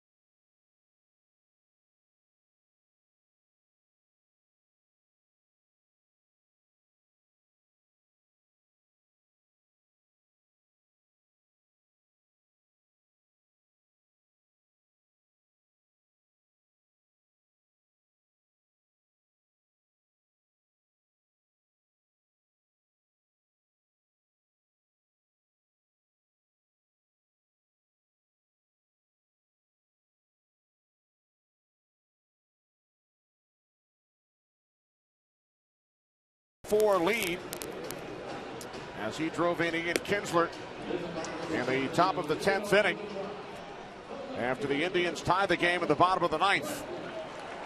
He made the game look so easy every time he steps in the batter's box, and he knows the situation. I think that's the one thing that you always have to commend him on, is knowing situations, knowing that they're not going to just pitch around him, because you got a guy behind him that can do just as much damage than Victor Martinez. And now the first save opportunity of the season for 31-year-old left-hander Phil Koch. Joe Nathan, who blew the save in the bottom of the 9th, now in line for the win. Yeah. It's funny how this game works, right? But, you know, Phil Koch got some work to do. Got some tough hitters coming up as you have the heart of the Cleveland Indians lineup coming. Brantley, Kipnis, Santana.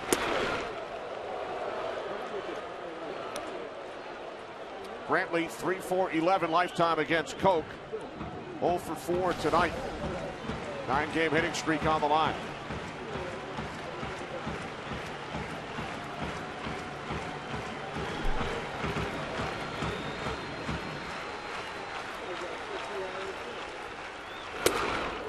Fastball catching the outside corner, now 1-1.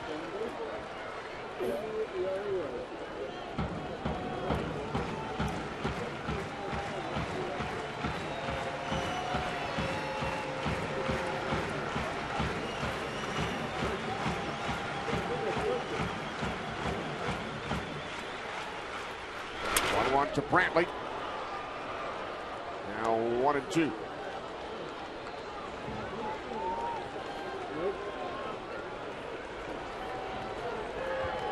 Koch, the 5th Tigers pitcher of the evening. Verlander went 7, allowed just 1 earned run on 4 base hits.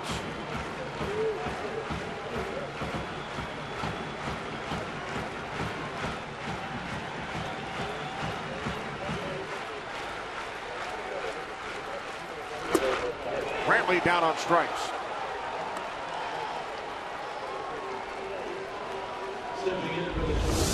This is not fair. 95 miles on his hands.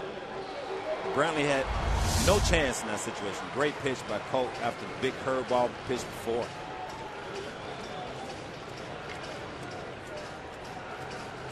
So with 1 away, here's Jason Kipnis, who is 0 for 4 tonight. 4 for 13 lifetime against Koch.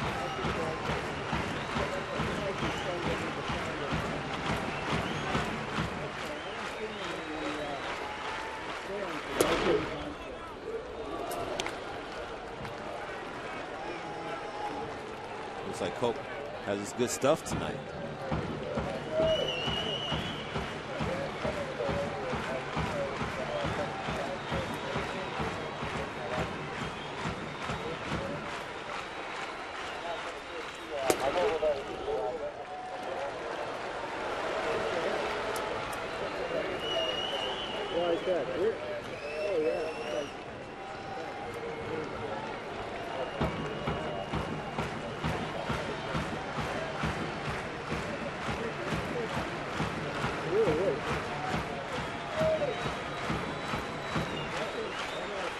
The 2-0 from Koch.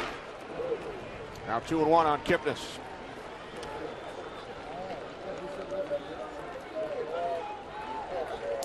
A look at the struggles for the Tigers pen this year. Yeah, it's never good. And you look at it, it's not just this year. You look at last year, even back to 2011. You always have an area of concern. If you don't have a bullpen that can get you through, you always seem to have a headache at the end of every game. Now 2-2 on Kipnis with Carlos Santana waiting on deck.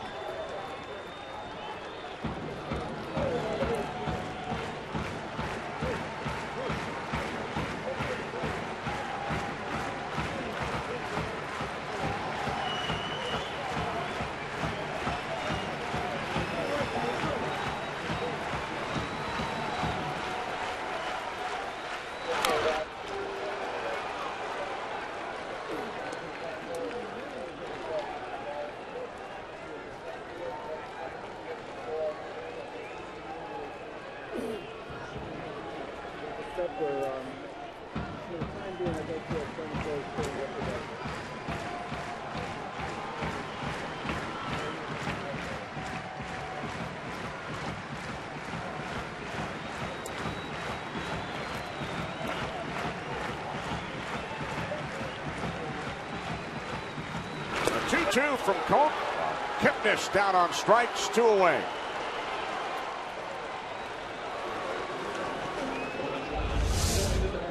Well, you sit there, you think he's going to throw that fastball, which is upwards of 95, 96, and he breaks you off a curveball.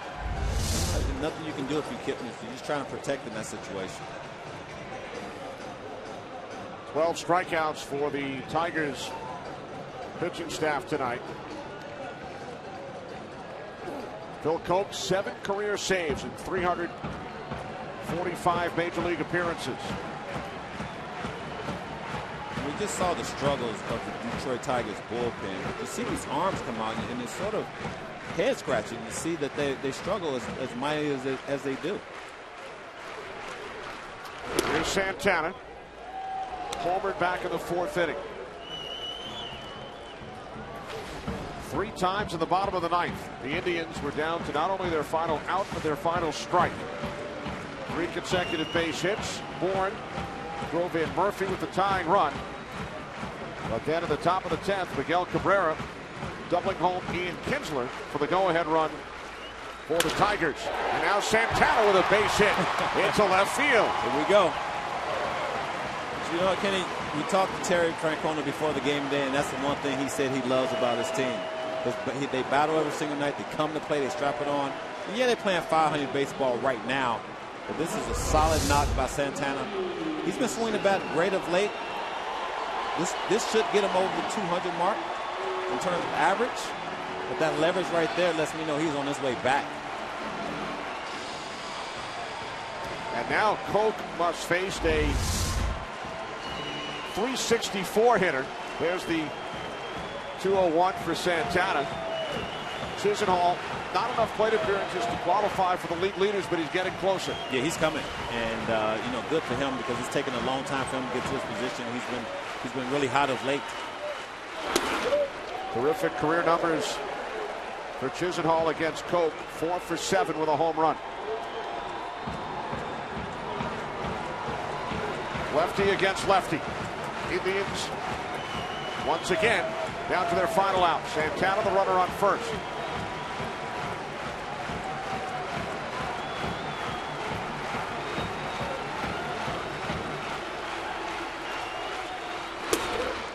Fastball in for strike 1. That was some cheese. That was 97 on the black and not a hittable pitch.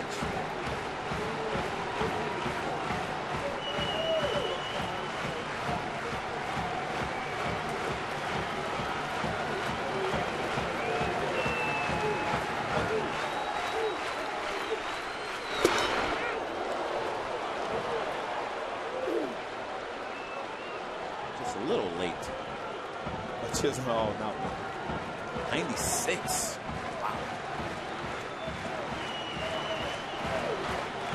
Again, the Indians down to their final strike.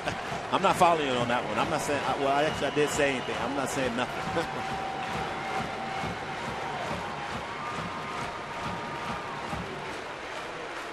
A 1-2 from Coke, and Chisenhall stays alive. 97 miles per hour from Phil Coke. I just said about a minute ago that was unhittable. 96, 97. He got good wood on that baseball. There's Nathan who blew the save, in line for the win. He's sitting there hoping his boy Phil Coke can pick him up.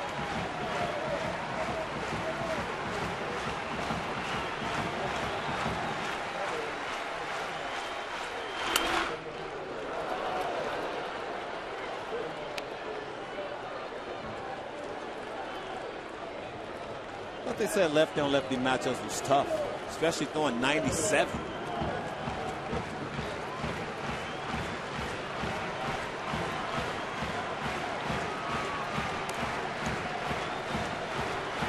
Chisenhall, left-handed hitter, batting .412 against left-handed pitchers this season. A 1-2 from Coke, not this time as Chisenhall strikes out. Miguel Cabrera drives in the game-winning run at the top of the 10th. Tigers win it 5-4. For Cliff Floyd and our entire crew, Kenny Albert, say so long from Cleveland. Coming up after this quick break, we'll take you to Kevin Burkhardt in our Los Angeles studio. Tigers over the Indians 5-4 in 10.